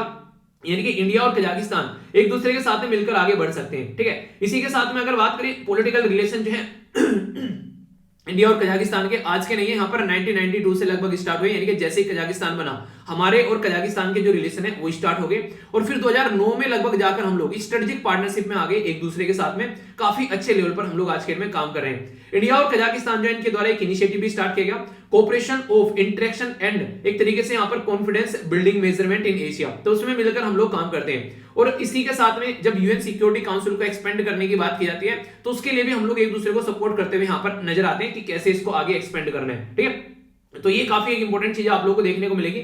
इंटरेस्टिंग चीज यहाँ पर ये याद रखेगा, स्पेस में भी हम लोग कजाकिस्तान के साथ में कोऑपरेशन करते हैं, यानी कि हमारी कंट्री का जो इसरो है, इंडियन स्पेस रिसर्च ऑर्गेनाइजेशन, तो यहाँ पर उसके साथ में मिलकर यहाँ पर काम करते हैं। तो ये एक इंपॉर्टेंट मुद्दा रखिएगा यहाँ पर। और कजाकिस्तान के अंदर से ही बहुत सारे जो आज के में सैटेलाइट हैं वो रसिया के द्वारा लॉन्च किए जाते हैं, तो ये एक हब भी यहाँ पर माना जाता है आज की डेट में। अगर बात करें कजाकिस्तान जो है न्यूक्लियर हमारी पावर के लिए काफी इंपॉर्टेंट है, क्योंकि यहाँ पर काफी ज्यादा आप लोगों को यूरेनियम के जो यूरेनियम रिच कंट्री आप लोगों को यहाँ पर देखने को मिलेगी, तो हमारे लिए भी काफी एक इंपॉर्टेंट कंट्री आप लोग इसको बोल सकते हैं। तो कहने का मतलब ये कि कजाकिस्तान के बारे में अगर लिखने के लिए कुछ आए तो आप लोग को इंडिया वाला एंगल यहाँ पर जरूर याद रखना है, जिससे अगर कोई पूछे कि हाँ ये क्या है तो आप लोगों को पता होना चाहिए। और इंटरेस्टिंग चीज ये अभी 2021 के अंदर ही आप लोगों को पता होना चाहिए, हमारी कंट्री के जो डिफेंस मिनिस्टर राजनाथ सिंह जी, वो यहाँ पर कजाकिस्तान की विजिट पर गए थे अभी रिसेंटली, ठीक है। तो उनके डिफेंस मिनिस्टर से मिले थे, नहीं उनके डिफेंस मिनिस्टर हमारी कंट्री में आए थे, सॉरी, ठीक है। तो न्यू दिल्ली में यहाँ पर ये मीटिंग देखने को मिली थी। तो इस तरीके से रिलेशन काफी अच्छे हैं। तो ये बेसिक इंफॉर्मेशन आप लोग इसके बारे में याद रखिएगा जो मैंने बताई सारी, ठीक है। तो ये कुछ ऐसे पॉइंट थे जो एक्स्ट्रा है आप लोगों के सामने, और लिखने के लिए आ जाए तो कंफ्यूजन आप लोगों के माइंड में नहीं होना चाहिए। नेक्स्ट इंपॉर्टेंट आर्टिकल जो यहाँ पर ये बात की जा रही है एक सीरियस लैब के बारे में। अभी हमारी कंट्री में क्या हुआ, प्राइम मिनिस्टर मोदी साहब जो है एक फ्लाईओवर के ऊपर खड़े रहे लगभग 15 से 20 मिनट, और देश की सिक्योरिटी के लिए काफी बड़ा खतरा है यहाँ पर ये। अगर इस तरीके से प्राइम मिनिस्टर साहब जो है कहीं पर खड़े हो जाए, उनको रोक दिया जाए, तो ये एक काफी बड़ी बात यहाँ पर बोली जा सकती है, यानी कि मिसकम्युनिकेशन रहा है, जो भी कंडीशन नहीं, ये सही नहीं था। आखिर ऐसा क्यों बोला, बहुत बड़ी बात होगी। इससे पहले आप लोगों को पता है हमारी कंट्री में इंदिरा गांधी जी की डेथ हुई, ठीक है। इसी के साथ में राजीव गांधी जी की डेथ हुई, यहाँ पर असैसिनेशन हुआ। तो ये हमारी कंट्री में एक हिस्ट्री भी यहाँ पर आप लोग देख सकते हैं कि पहले कई सारे ऐसे प्राइम मिनिस्टर हैं जिनकी यहाँ पर अभी डेथ हुई और ये दिक्कतें यहाँ पर देखने को मिली। तो जो भी एक कंडीशन यहाँ पर देखने को मिली, ये काफी एक तरीके से अनएक्सेप्टेबल थी यहाँ पर, ये बोला गया सब लोगों के द्वारा, और ये रियलिटी भी यहाँ पर कि अनएक्सेप्टेबल कंडीशन है, इस तरीके की सिचुएशन यहाँ पर नहीं होनी चाहिए थी। गए थे यहाँ पर एक तरीके से जो इसके जो यहाँ पर इनकी जो मीटिंग होने वाली थी, यहाँ पर ये जाने वाले थे कहां पर, ये थे यहाँ पर एक तरीके से बेसिकली भटिंडा से चलना था इनको, ठीक है, और यहाँ से चलते हुए इनको फिर आगे बढ़ना था यहाँ पर। तो इसके चलते इनका जो एक मीटिंग नहीं होती एक तरीके से जहां पर इनकी रैली होने वाली थी, तो फिरोजपुर में फिर जाने थे, उसमें यहाँ पर इनको कई सारे अनाउंसमेंट भी यहाँ पर करने थे, जिसके चलते चीजें आगे देखने को मिलने वाली थी। तो इसके चलते बोला गया कि जैसे यहाँ पर ये यहाँ से पैदल यहाँ से अगर यहाँ पर पहुंचना है, तो मुद्दा ये निकल कर आया कि ये काफी बड़ा रास्ता आप लोग यहाँ पर बोल सकते हैं। और खासकर देखिए होता यह है कि अगर प्राइम मिनिस्टर को कहीं पर जाना है ना, तो यहाँ पर प्रॉपर होना चाहिए, मैक्सिमम उसको एयर के थ्रू वहां पर जाना चाहिए, हेलीकॉप्टर के थ्रू, पर लेकिन रास्ते से यहाँ पर इतना लंबा रास्ता चेक करना, तो राइटर यहाँ पर ये बोल रहे हैं ये भी कोई सही डिसीजन यहाँ पर नहीं था। रीजन क्या है? रीजन यहाँ पर है कि लगभग 2 घंटे तक प्राइम मिनिस्टर ऑफ इंडिया अगर सड़कों पर रहेंगे, तो इसके चलते बहुत सारे सिक्योरिटी लैप्स आप लोगों को देखने को मिल सकती है। बहुत लंबा रास्ता यहाँ पर ये होता है, एक छोटा रास्ता नहीं था, तो ये आने वाले टाइम पर कई सारी और भी प्रॉब्लम क्रिएट कर सकता था, लोगों के लिए भी प्रॉब्लम क्रिएट है यहाँ पर इतनी लंबे एरिया पर सारी चीजों को बंद रखना। तो पता चला कोई कहीं पर एक तरीके से प्रेग्नेंट वुमेन है, कहीं पर कोई एक्सीडेंट हो जा रहा है, कोई दिक्कत है, किसी की जान जा रही है, तो इसलिए कोशिश ये की जा रही थी कि क्योंकि प्राइम मिनिस्टर की सिक्योरिटी सबसे सर्वोपरि मानी जाती है, प्राइम मिनिस्टर हो गए, प्रेसिडेंट हो गए, तो अगर यहाँ पर इनको नॉर्मली कोशिश ये किया था कि जनता को भी दिक्कत ना हो, तो जाना था एयर के रास्ते पर, लेकिन मौसम ऐसा नहीं था कि एयर के रास्ते जाया जाए, तो उसके चलते यहाँ पर बोला गया कि फिर चलो उसके रास्ते चलते हैं, बेसिकली मतलब सड़कों से चलते हैं। तो उसके चलते यहाँ पर लगभग 100 किलोमीटर की जो डिस्टेंस थी यहाँ पर जो भटिंडा से फिरोजपुर, तो बोला यह गया कि ये कहीं एक अच्छा डिसीजन नहीं था इस तरीके से सड़कों से जाना प्राइम मिनिस्टर के थ्रू, तो ये कहीं ना कहीं बहुत बड़ी दिक्कत हो सकती है, क्योंकि 2 घंटे नियरली रोड पर रहना, वो भी प्राइम मिनिस्टर ऑफ इंडिया का, तो ये सही तरीका नहीं है यहाँ पर अगर देखा जाए तो। इसी के चलते यहाँ पर एक ने पहले बोला था कि एयर से जाएंगे, तो ये इमीडिएट डिसीजन हो गया यहाँ पर कि हाँ इमीडिएटली यहाँ पर किस तरीके से सड़कों से जाया जाएगा। ओरिजिनली प्लान था जो हेलीकॉप्टर से जाने का, तो यहाँ पर भी एक ऐसा एकदम डिसीजन लेना, वही प्राइम मिनिस्टर की पोस्ट को ध्यान में रखते हुए, तो एक सही डिसीजन नहीं था, ये बातें बोली गई। अभी यहाँ पर 2 कमेटी का अनाउंसमेंट किया गया है, जो कि एक सेंट्रल गवर्नमेंट के द्वारा, एक स्टेट गवर्नमेंट के द्वारा इंक्वायरी करेगी क्या क्या दिक्कत यहाँ पर देखने को मिल रही है। क्योंकि अगर बात करें आज की डेट में, आप लोग समझ सकते हैं स्पेशल प्रोटेक्शन फोर्स जिसको एसपीजी आप लोग बोलते हैं, तो ये लगभग 600 करोड़ रुपए यहाँ पर 2020 में खर्च किए गए अकेले एसपीजी के ऊपर, यानी कि प्राइम मिनिस्टर साहब की सिक्योरिटी के ऊपर, जिसमें लगभग 3000 के करीब पर्सनल रहते हैं जो कि प्रोटेक्ट करते हैं यहाँ पर एक प्राइम मिनिस्टर, यानी कि प्राइम मिनिस्टर ऑफ इंडिया को। समझ रहे हैं आप लोग कितनी ज्यादा सिक्योरिटी यहाँ पर देखने को मिल सकती है, तो ये वाली कंडीशन आप लोग यहाँ पर बोल सकते हैं। तो उसके चलते कोई भी यहाँ पर इस तरीके से लैप्स हो जाना, तो हमारे देश के लिए काफी ज्यादा बदनामी हो जाती। अभी आप लोगों को देखने को मिला यहाँ पर हमारी कंट्री में जो बिपिन रावत साहब की डेथ हुई, ठीक है, तो ये काफी बड़ी बात थी यहाँ पर एक तरीके से। उसके बारे में ये बोला गया था कई सारी सिक्योरिटी लैब्स रहे, पहले चेक नहीं किया गया चीजों को, क्या कंडीशन हो सकती है कि हमने अपने डिफेंस चीफ खोए, तो ये एक तरीके से आनंद फानंद में लिए गए डिसीजन जो होते हैं, उनमें कई बार ऐसी दिक्कतें देखने को मिल जाती हैं।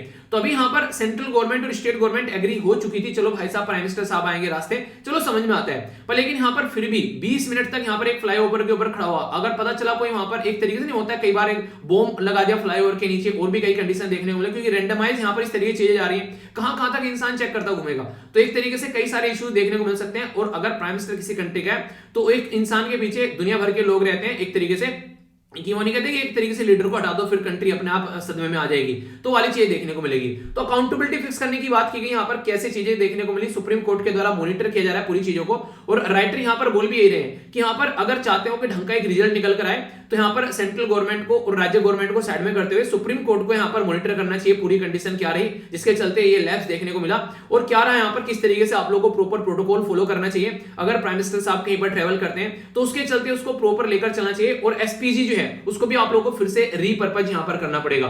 तो ये भी बातें यहाँ पर बोलेगी, ठीक है। तो ये कई सारी बातें हैं जिसके बारे में आप लोग समझ सकते हैं। स्पेशल प्रोटेक्शन जो ग्रुप है हमारे देश में, अगर इसके बारे में आप लोगों से बात करूं, पिछले कुछ दिनों में भी यहाँ पर ये काफी ज्यादा न्यूज में रहा था। आखिर क्या है कंडीशन यहाँ पर, इसके बारे में आप लोगों को पता होना चाहिए। 1985 में हमारे देश में यहाँ पर ये स्पेशल जो ग्रुप बनाया गया था, पता है क्यों बनाया गया था? क्योंकि फॉर्मर जो हमारी कंट्री के कई सारे जो लीडर हैं, जब उनकी डेथ हो गई, यहाँ पर तब पता चला कि ऐसा कुछ एक ग्रुप होना चाहिए ताकि सिक्योरिटी प्रोवाइड कराया जा सके, खासकर इंदिरा गांधी जी की डेथ के बाद में। तो फिर लगा कि यहाँ पर ये चीजें होनी चाहिए, तो यहाँ पर इस तरीके से हमारे प्राइम मिनिस्टर हैं, फॉर्मर प्राइम मिनिस्टर हैं, और उनके इमीडिएट जो फैमिली मेंबर थे, उनको एसपीजी की सिक्योरिटी प्रोवाइड कराने की बात की गई। और एसपीजी के अंदर यहाँ पर सीआरपीएफ, इसी के साथ में बॉर्डर सिक्योरिटी फोर्स, सेंट्रल और स्टेट की फोर्स, कई सारे लोग आप लोगों को देखने को मिलेंगे जो कि सिक्योरिटी प्रोवाइड कराते हुए नजर आते हैं, और ये वेल ट्रेन्ड पर्सन आप लोगों को यहाँ पर देखने को मिलेंगे। तो इसमें जो 1985 में ये जो यहाँ पर एक्ट लेकर आया गया था, इसमें अभी अमेंडमेंट किया गया था 2019 के अंदर में। 2019 में इसमें अमेंडमेंट करके क्या किया गया कि बात की गई कि जो इसकी जो सिक्योरिटी जो एसपीजी थी, इसका जो एरिया था वो थोड़ा सा डाउन कर दिया गया। मतलब क्या था? मतलब ये था कि यहाँ पर ऑफर किया गया कि प्राइम मिनिस्टर जो है, फॉर्मर प्राइम मिनिस्टर जो है, उनके इमीडिएट जो फैमिली के मेंबर है, ठीक है, तो उनको यहाँ पर प्रोटेक्शन प्रोवाइड कराने की बात की जा रही थी इसके थ्रू। में जो उनका कोई इमीडिएट फैमिली मेंबर था उसमें ये बोल जाएगा कि वो कहीं पर भी रह रहा है उसको सिक्योरिटी प्रोवाइड करानी है इमीडिएटली फैमिली मेंबर को, पर ये बोला गया कि सिक्योरिटी उन्हीं को प्रोवाइड कराई जाएगी जो इनके ऑफिशियल रेजिडेंट में रहेंगे, बस उन्हीं की सिक्योरिटी आप लोगों को देखने को मिलेगी। तो इसके अंदर ये चेंज लेकर आया गया, ठीक है। और वो भी बात की गई सिक्योरिटी प्रोवाइड कराई जाएगी only for the 5 year to the former prime minister और their immediate family after living office, यानी ऑफिस छोड़ने के 5 साल बाद तक यहाँ पर सिक्योरिटी प्रोवाइड कराई जाएगी, ना कि ताउम्र यहाँ पर ये सिक्योरिटी देखने को मिलेगी, ठीक है। तो यहाँ पर जो ये चीजें की गई यहाँ पर, इसके चलते कई बार क्रिटिसाइज भी किया गया कि यहाँ पर एक तरीके से कि फॉर्मर प्राइम मिनिस्टर की सिक्योरिटी लैप्स की जा रही है, वो सब चीजें, तो कई सारे मुद्दे यहाँ पर देखने को मिले। तो इसके बारे में ये पूरा आर्टिकल है। चलिए, तो पूरा आर्टिकल मैंने आप लोगों को पढ़ा दिया, आप लोगों के माइंड में ये क्लियर हो गया होगा। अब इंपॉर्टेंट मुद्दा जो मैं आप लोगों को बताता हूँ, जो आप लोगों से एग्जाम में पूछा सकता है, स्टैटिक पोर्शन थोड़ा सा यहाँ पर कवर करते हैं, ठीक है। अगर बात करें हमारी कंट्री में जो भी कोई काम होता है वो किया जाता है प्रेसिडेंट के नाम पर, इसी के साथ में प्रेसिडेंट को हम लोग डी यूरे बोलते हैं, ये शब्द कई बार आप लोगों को देखने को मिल जाता है। और यहाँ पर डी फैक्टो लीडर बोलते हैं प्राइम मिनिस्टर को, प्रेसिडेंट को क्या बोलते हैं, डी यूरे बोलते हैं। डी यूरे मतलब नाम का, एक तरीके से आप लोग बोल सकते हैं कि नाम का इंसान, पर लेकिन यहाँ पर प्राइम मिनिस्टर जो होते हैं उनको डी फैक्टो इनके काम का इंसान, यानी काम ये करते हैं और इनके नाम पर काम ये किया जाता है इनके द्वारा, इनकी फाइनल डिसीजन मेकिंग अथॉरिटी तो होती है यहाँ पर प्राइम मिनिस्टर, पर लेकिन सारे डिसीजन ले जाते हैं प्रेसिडेंट के नाम पर। तो ये इंपॉर्टेंट नाम याद रखेगा, यानी इस तरीके से एक तरीके से हेड होता है एक तरीके से तो यहाँ पर गवर्नमेंट का, तो हेड तो है हमारी कंट्री में कौन है, प्रेसिडेंट ऑफ इंडिया, पर लेकिन जो हेड ऑफ द गवर्नमेंट है, जो काम करने वाले होते हैं प्राइम मिनिस्टर ऑफ इंडिया। तो ये इंपॉर्टेंट फैक्ट आप लोग यहाँ पर याद रखिएगा। अगर बात करें आज की डेट में, प्राइम मिनिस्टर साहब जो है उसको हम लोग इलेक्ट नहीं करते हैं। क्या मतलब हो गया, हम सब इलेक्शन तो वोट डालते हैं, हम तो बोलते हैं हम लोगों ने प्राइम मिनिस्टर मोदी साहब को एक तरीके से हम लोगों ने इलेक्ट किया है, नहीं, हम लोगों ने प्राइम मिनिस्टर मोदी साहब को इलेक्ट नहीं किया है, हम लोगों ने मेंबर ऑफ पार्लियामेंट को इलेक्ट किया है, यानी कि हमने अपने सांसद को इलेक्ट किया है। तो प्राइम मिनिस्टर मोदी साहब एज ए सांसद बनकर आए यहाँ पर, कहां से, वाराणसी से। आप लोगों ने प्राइम मिनिस्टर को इलेक्ट नहीं किया, सांसद को इलेक्ट किया है। जब सारे सांसद चुनकर यहाँ पर पार्लियामेंट के यानी कि संसद के अंदर पहुंचते हैं तो अपना लीडर चुनते हैं, तो उन सांसदों ने अपना लीडर चुना है प्राइम मिनिस्टर साहब को, जो कि मोदी जी हैं उनको, यानी कि आप लोगों ने अपना प्राइम मिनिस्टर नहीं चुना है, आप लोगों के द्वारा जो सांसद भेजे गए उन्होंने अपना लीडर जो प्राइम मिनिस्टर चुनते हैं। तो ये कंफ्यूजन में बताना, ये काफी एक इंटरेस्टिंग क्वेश्चन है, एग्जाम में कई बार पूछे जाते हैं। जैसे कि यूएसए बात करेंगे, वो प्रेसिडेंट डायरेक्ट अपने आप चुनते हैं, वो प्रेसिडेंट के लिए वोट डालते हैं, पर हम लोग यहाँ पर अपने सांसद, अपने विधायक के लिए वोट डालते हैं और फिर वे अपना लीडर चुनते हैं। सेम जैसा प्राइम मिनिस्टर के लिए होता है, ऐसा ही सेम आप लोगों को स्टेट में चीफ मिनिस्टर के लिए होता हुआ नजर आएगा। प्राइम मिनिस्टर जो है यहाँ पर वो अपॉइंट किए जाते हैं प्रेसिडेंट के द्वारा। क्या प्रेसिडेंट अपनी मर्जी से अपॉइंट कर देते हैं? नहीं भाई साहब, ऐसा कुछ नहीं है। आर्टिकल 75 इसके बारे में बात करता है कि प्रेसिडेंट जो है वो यहाँ पर एक तरीके से उसी को अपॉइंट करेंगे जो पर्टिकुलर मेजोरिटी में पार्टी होगी, ठीक है। ऐसा नहीं कि वो अपनी इच्छा से किसी को भी चाहेंगे, नहीं यार ये इंसान मुझे पसंद नहीं आ रहा, इसको नहीं लगते प्रेसिडेंट, किसी और को लगा देते हैं, ऐसा कुछ नहीं है, ठीक है। तो यहाँ पर ये देखने को मिलेगा कि मेजोरिटी वाले लीडर को यहाँ पर चुना जाएगा। अगर कोई भी पार्टी क्लियर मेजोरिटी में नहीं है तो फिर क्या फंडा होगा, तो फिर आप लोगों को देखने को मिलेगा कि जो प्रेसिडेंट है वो एक्सरसाइज कर सकते हैं पर्सनल डिस्क्रेशन, यानी कि जो लार्जेस्ट पॉलिटिकल पार्टी वहां पर देखने को मिलेगी उसको बोलेंगे भाई साहब क्या आप लोगों के पास में पावर है, यानी कि आप लोगों के पास में इतनी सीट है कि आप लोग चलकर आज के दिन में गवर्नमेंट चला सकते हैं। तो वो बोलेंगे हाँ भाई साहब है हमारे पास में इतनी सीटें, तो बोलेंगे ठीक है दिखाओ, तो जाके हाउस के अंदर में अपनी वो एक तरीके से वोट ऑफ कॉन्फिडेंस यानी कि मेजोरिटी अपनी साबित करो हाउस के अंदर में। तो फिर जो भी पॉलिटिकल पार्टी जो है वो हाउस के अंदर में अपनी मेजोरिटी साबित कर देती है, वही गवर्नमेंट बनाकर आ जाती है, ठीक है। तो ये मुद्दा आप लोगों को देखने को मिलेगा। तो ये ऐसी बेसिक चीजें जो मैंने पॉलिटी के अंदर काफी डिटेल में आप लोगों की कवर की थी, प्राइम मिनिस्टर का एक पूरा चैप्टर मैंने आप लोगों का पढ़ाया था, उसी के बारे में बात कर रहा हूं। प्रेसिडेंट जो है एक तरीके से बात करें उनके बारे में, तो एडमिनिस्टर करते हैं ओथ, यानी कि जो भी यहाँ पर कसम दिलाई जाती है प्राइम मिनिस्टर को, तो यहाँ पर किस तरीके से वो एक तरीके से फेथ और एलिजेंस यानी कि निष्ठा बनाकर रखेंगे कॉन्स्टिट्यूशन के लिए, देश की सोवरेनिटी और इंटीग्रिटी को एक तरीके से बनाकर रखेंगे, फेथ और इसी के साथ में कंसिस्टेंटली यहाँ पर डिस्चार्ज करेंगे अपनी ड्यूटी को, उसमें कोई दिक्कत नहीं होगी। इसी के साथ में सारे जो एक तरीके से नहीं right to all the manner of the people in accordance with the constitution के हिसाब से काम किया जाएगा, बिना किसी फेयर अफेक्शन और इलविल, बिना किसी गलत इच्छा से। तो ये सारी ओथ जो दिलाई जाती है हमारी कंट्री में प्राइम मिनिस्टर को, तो प्रेसिडेंट ऑफ इंडिया के द्वारा यहाँ पर ये ओथ दिलाई जाती है, ठीक है। ये इंपॉर्टेंट मुद्दा हो गया। चीफ मिनिस्टर जो है वो कौन कौन से, अगर पूछ लो मैं आप लोगों से, हमारे देश में कौन कौन से चीफ मिनिस्टर जो प्राइम मिनिस्टर बने, क्या आप लोगों को पता है? ये काफी इंटरेस्टिंग फैक्ट है जो आप लोगों को पता होना चाहिए। मोरारजी देसाई साहब थे पहले चीफ मिनिस्टर जो प्राइम मिनिस्टर बने थे, ठीक है। फिर चरण सिंह जी थे यहाँ पर जो चीफ मिनिस्टर प्राइम मिनिस्टर बने थे। वीपी सिंह चीफ मिनिस्टर थे, वो प्राइम मिनिस्टर बने थे। पीवी नरसिम्हा राव जी ये थे basically chief minister prime minister बने थे। एचडी देवगौड़ा जी, और फिलहाल आप लोगों को पता है प्राइम मिनिस्टर मोदी जी, ये गुजरात के चीफ मिनिस्टर थे और ये प्राइम मिनिस्टर बने। आप लोगों को ये बताना है यहाँ पर बाकी के जो यहाँ पर जो भी यहाँ पर मोरारजी देसाई जी हो गए, चरण सिंह जी हो गए, VP Singh ji, PV Narasimha Rao ji, HD Deve Gowda, ये कौन कौन से राज्य के चीफ मिनिस्टर थे जो आगे चलकर प्राइम मिनिस्टर बने। ये थोड़ा सा होमवर्क है आप लोगों के लिए, आई होप कि आप लोग इसको जाकर सर्च करोगे और आप लोग ज्यादा माइंड में क्लैरिटी लेकर आओगे चीजों को लेकर। तो थोड़ा थोड़ा सा जाकर इसके बारे में हल्का सा सर्च जरूर कीजिएगा ताकि आप लोग चीजों को अंडरस्टैंड कर सको। ठीक है, आगे चलते हैं। यहाँ पर आगे बात की जा रही है कुछ इंपोर्टेंट आर्टिकल के बारे में। आर्टिकल 74 याद रखिएगा, काउंसिल ऑफ मिनिस्टर जो कि एड एंड एडवाइस देती है प्राइम मिनिस्टर प्रेसिडेंट को। ठीक है, आर्टिकल 75 बात करते हैं यहाँ पर प्रोविजन मिनिस्टर से रिलेटेड रहते हैं यहाँ पर कि कौन कौन मिनिस्टर कैसे कैसे बनाए जाएंगे। कंडक्ट ऑफ बिजनेस के बारे में बात करते हैं यहाँ पर, तो ये आर्टिकल 77 अनुच्छेद 77 के अंदर देखने को मिलेगा। और article 78 duty of prime minister as respect to the, एक तरीके से नहीं कि वही कनेक्शन एक तरीके से आप लोग बोल सकते हैं, यानी कि जो भी यहाँ पर चीजें हो रही हैं आज की डेट में वो सारी चीजें इन्फॉर्म की जाए प्रेसिडेंट को, तो ये काम करेगा यहाँ पर प्राइम मिनिस्टर। तो ये आर्टिकल 78 के अंदर बोला गया। ठीक है, तो यानी कि प्रेसिडेंट के नाम पर काम हो रहा है। पता चला आप लोग कुछ घपला कर रहे हैं, प्रेसिडेंट को पता भी नहीं है उसके नाम पर क्या हो गया। ठीक है, तो उनको भी पता रहना चाहिए ना कि देश के अंदर उनके नाम पर चल क्या रहा है। पता चला नाम ले लेके कुछ और किए जा रहे हो, तो वो ऐसी हरकतें नहीं होनी चाहिए। तो ये सारी चीजें हैं संविधान में क्लियरली मेंशन कर रखी है आर्टिकल के अंदर में। ठीक है, तो पूरा आर्टिकल डिटेल में समझ में आ गया यहाँ पर क्या क्या चीजें हम लोगों ने डिस्कस की। तो सारी चीजें आप लोगों के माइंड में अगर क्लियर रहेंगी तो आप लोग कोई कंफ्यूजन नहीं देखने को मिलेगा। एसपीजी के बारे में मैंने थोड़ा सा एक आप लोग को ओवरव्यू इसलिए दे दिया क्योंकि कई बार न्यूज में आ जाती है, तो एसपीजी के अंदर जो अमेंडमेंट किया गया उसके बारे में अगर पूछ ले आप लोगों से तो कंफ्यूजन नहीं होना चाहिए। ठीक है, तो ये था पूरा आर्टिकल यहाँ पर जिसके बारे में हम लोगों ने बातें की। आइए अब आगे बढ़ते हैं। नेक्स्ट जो इंपॉर्टेंट आर्टिकल यहाँ पर निकल कर आ रहा है, ये निकल कर आ रहा है कि फॉरेस्ट जो रिस्टोरेशन करेंगे वो काफी इंपॉर्टेंट रहेगा यहाँ पर, खासकर अगर बात करें जीरो रेस, यानी कि आप लोगों को पता है ना हमारे देश में अभी क्या किया गया, 2070 में हमारे द्वारा बोला गया कि नेट जीरो एमिशन करेंगे। 5 कस्में हमारे द्वारा खाई गई है। 5 कस्मों को काफी इंपॉर्टेंट कसम है, इनको याद रखिएगा। ये जो 5 की 5 कस्में, पहली कसम यहाँ पर ये थी कि हम कसम खाते हैं कि 500 गीगावाट हम लोग करेंगे 2030 तक का। तो ये थी क्या कि फोसिल फ्यूल जो है उससे बेसिकली हम लोग क्या करेंगे, एक तरीके से India will increase non fossil fuel energy. Fossil fuel क्या होता है, एक तरीके से पेट्रोल डीजल कोल आप लोग यूज करते हैं। नॉन फोसिल फ्यूल जैसे कि आप लोग यूज करते हैं आज की डेट में सोलर एनर्जी, विंड एनर्जी, तो उसको हम लोग पहले 450 गीगावाट का था टारगेट, अब हम लोगों ने इसको 550 और बढ़ा दिया और 500 गीगावाट का हमारा ये टारगेट हो गया। ठीक है, तो ये इंपॉर्टेंट मुद्दा है। दूसरा, 50% एनर्जी जो है रिक्वायरमेंट वो रिन्यूएबल एनर्जी से करेंगे 2030 तक का, तभी तो आगे चलकर मामला सेट हो पाएगा। इसी के साथ में यहाँ पर नीड रहेगी कि रिड्यूस किया जाए प्रोजेक्ट जो भी कार्बन एमिशन करते हैं कोयले वगैरह का यूज करके, उसको खत्म करना है लगभग 1 बिलियन तक का 2030 तक का।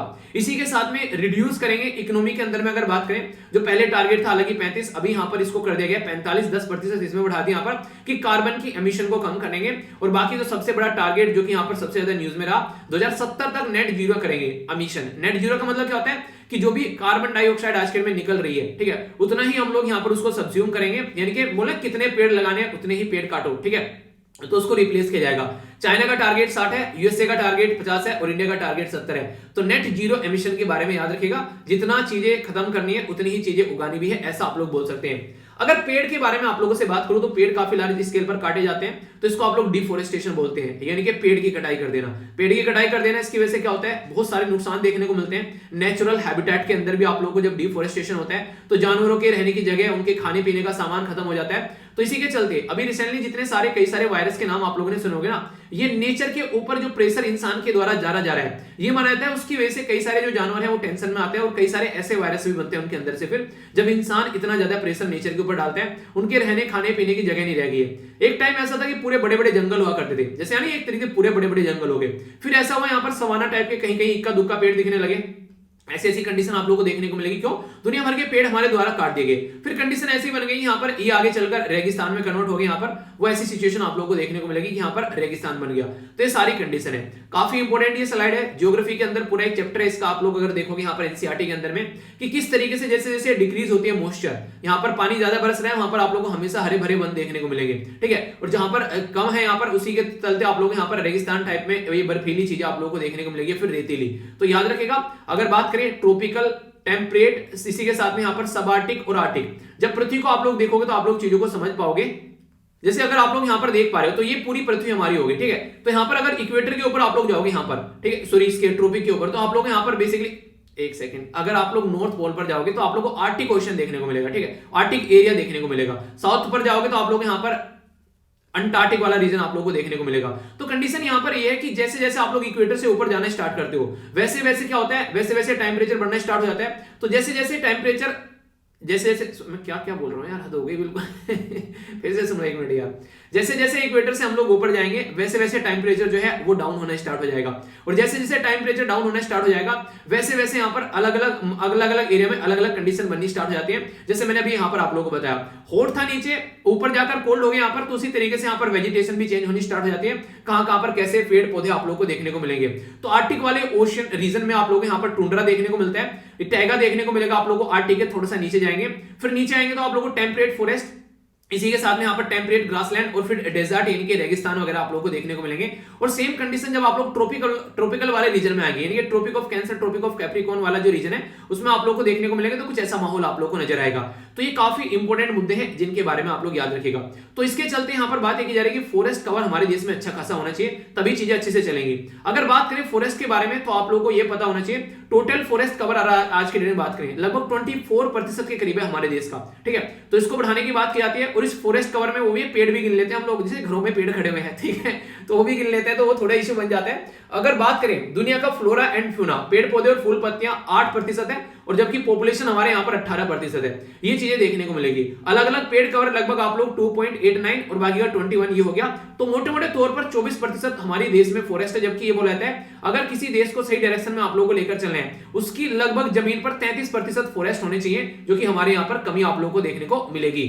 बारिश इतनी करा रखी है, कहां जाओगे इतनी बारिश करा के, ठंड इतनी करवा दी, सुबह से लगे हुआ रुकने का नाम नहीं ले रहा है, ठीक है। आगे चलते हैं। यहाँ पर अगर फॉरेस्ट के बारे में बात करें, इंपॉर्टेंट है, आप लोगों से क्वेश्चन भी यहाँ पर बन जाता है कॉन्स्टिट्यूशन एंगल अगर आप लोग देखोगे।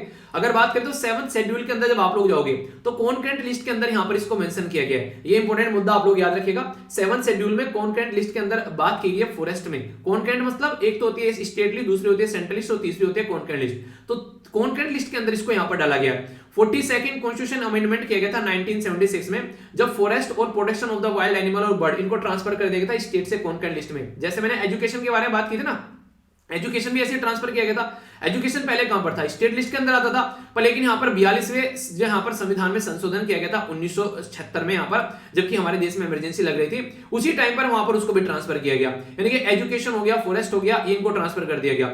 और भी सब्जेक्ट थे यहाँ पर, और कौन कौन से ट्रांसफर किए गए ये मैंने आप लोगों को पढ़ाए थे, देखता हूँ किस किसको याद है, बताइए चलिए, ठीक है। फिर कल आंसर बताऊंगा तो आप लोगों को बता दूंगा। कई सारे बच्चे काफी अच्छे से आंसर देते हैं, इसी तरीके से आंसर देते रहा करो, अच्छा लगता है। तो ये क्या हो गया, ये यहाँ पर स्टेट की रेस्पॉन्सिबिलिटी बन गई कि हाँ वो सॉरी सेंटर और स्टेट दोनों की रेस्पॉन्सिबिलिटी बन गई क्या मिलकर काम करेंगे। आर्टिकल 51A के जी में जब आप लोग जाते हैं यहाँ पर ये भी यहाँ पर ड्यूटी करता है, बेसिकली लोगों की ड्यूटी देता है लोगों को कि आप लोगों को भी इन्वायरमेंट को प्रोटेक्ट करना है, नेचुरल जो इन्वायरमेंट है उसको प्रोटेक्शन देनी है, हमारी जो जंगल है जो हमारे देश के उनको सबको हम लोग को प्रोटेक्ट करना है। तो यहाँ पर हमारी ड्यूटी भी है ये। और इसी के साथ में सेंट्रल गवर्नमेंट के बारे में बात करें, ये स्टेट गवर्नमेंट के बारे में बात करें तो उनकी भी रेस्पॉन्सिबिलिटी है आर्टिकल 48A के तहत यहाँ पर वो भी इन्वायरमेंट को प्रोटेक्ट करेंगे और यहाँ पर जो भी चीजें हैं यहाँ पर उनको सेफगार्ड करेंगे। यानी कि एक तरीके से आप लोग बोल सकते हैं कि हमारी तो ड्यूटी बना दी कि हम लोग को नुकसान नहीं पहुंचाना है, और उनकी रेस्पॉन्सिबिलिटी बना दी कि उनको प्रोटेक्ट करना है। तो ये सारी चीजें आप लोग यहाँ पर समझ पाएंगे। यानी कहने का मतलब ये फॉरेस्ट जो है उसमें सबको मिलकर काम करना पड़ेगा। अगर हमको आज की डेट में जो फॉरेस्ट मैंने अभी आप लोगों को बताया, अगर इन फॉरेस्ट को हम लोग को इंप्रूव करना है तो सबसे बड़ा मुद्दा क्या होगा, कोई ऊपर बैठा हुआ पोस्ट पर कोई इंसान तो ये सारे काम कर नहीं पाएगा, तो ग्राउंड लेवल पर काम करने पड़ेंगे। तो माना यह जाता है कि लोकल जो कम्युनिटी होती है उसको आप लोगों को लेकर चलना पड़ेगा ताकि यहाँ पर चीजें जो है वो हम लोग सुधार सकें। यानी कि ग्राउंड लेवल पर हम लोग को काम करना पड़ेगा, ये बोलने की बात की जाती है। जो ग्राउंड लेवल पर बात करें तो कई सारी चीजें देखने को मिलेगी कि फॉरेस्ट राइट एक्ट के बारे में हम लोगों ने बात की थी कि फॉरेस्ट के अंदर जो एक्ट होता है उसको कैसे लेकर चलना है, क्योंकि जब ये एक्ट लेकर आया गया कई सारे लोगों की जो जमीन थी यहाँ पर बेसिकली उनसे छीनी गई और उसके चलते कई सारी दिक्कत देखने को मिली। इवन आज के दिन में आप लोगों ने कि नक्सलवादी जो मूवमेंट आप लोगों को देखने को मिलते हैं, तो कहीं ना कहीं ये माना है कि यहीं से ही कई सारे निकल कर आए आज के डेट में, क्योंकि उनके जो फॉरेस्ट राइट इनसे छीन ले गए, तो कई सारी ऐसी दिक्कतें यहाँ पर देखने को मिली। तो इसलिए कोशिश ये की जाती है कि यहाँ पर लोगों के जो हक हैं अगर उनको मिलते रहे तो बहुत सारी चीजें जो है हम लोग सोल्यूशन निकाल सकते हैं, पर लेकिन ऐसा देखने को मिलता नहीं है। तो इसलिए जरूरी है यहाँ पर कि हम लोग उनको ढंग से प्रोटेक्ट करें ताकि चीजें सुधारनी है। और इसमें भी अगर आप लोग अंदर जाएंगे थोड़ा सा तो आप लोग को देखने को मिलेगा जैसे कि वेस्टर्न घाट, ठीक है, तो काफी बड़ा फॉरेस्ट कवर है। तो उसको जिस तरीके से आज के डेट में दिक्कतें में देखने को मिल रहा है, बार बार हम लोग बातें करते हैं उसके बारे में कि आज की डेट में यहाँ पर हम लोगों को उसको एक प्रोटेक्ट जोन से बाहर निकालने की कोशिश की जा रही है डेवलपमेंट के नाम पर। तो आने वाले टाइम में हम लोग फॉरेस्ट कवर बढ़ाने के कंपेयर में और घटाते हुए जा रहे हैं। तो इसके चलते यहाँ पर कर्नाटक के अंदर में बात करें अभी तो यहाँ पर काफी लार्ज स्केल पर रिच चीजें हैं, तमिलनाडु के अंदर भी और आंध्र प्रदेश के अंदर भी। पर लेकिन अगर हम लोग यहाँ पर इनको ढंग से चेक नहीं करेंगे तो फिर दिक्कतें देखने को मिलेगी, क्योंकि स्टेट गवर्नमेंट चाहती है कि यहाँ से माइनिंग करके बहुत सारे रिसोर्सेज निकाले जाएं, जिससे यहाँ पर बार बार दिक्कतें देखने को मिलती हैं। इसरो का जो यहाँ पर रिसोर्स जो सेट जो बेसिकली आप लोगों को सैटेलाइट देखने को मिलेगा उसके बारे में आप लोग याद रख सकते हैं ये यहाँ पर इन्हीं के बारे में बात करता है, कैसे यहाँ पर कहां पर कितने फॉरेस्ट कवर हैं, ताकि उनको आइडेंटिफाई किया जा सके, वरना पता चलेगा कि यहाँ पर फॉरेस्ट कवर ही खत्म हो गए और पता भी नहीं चला।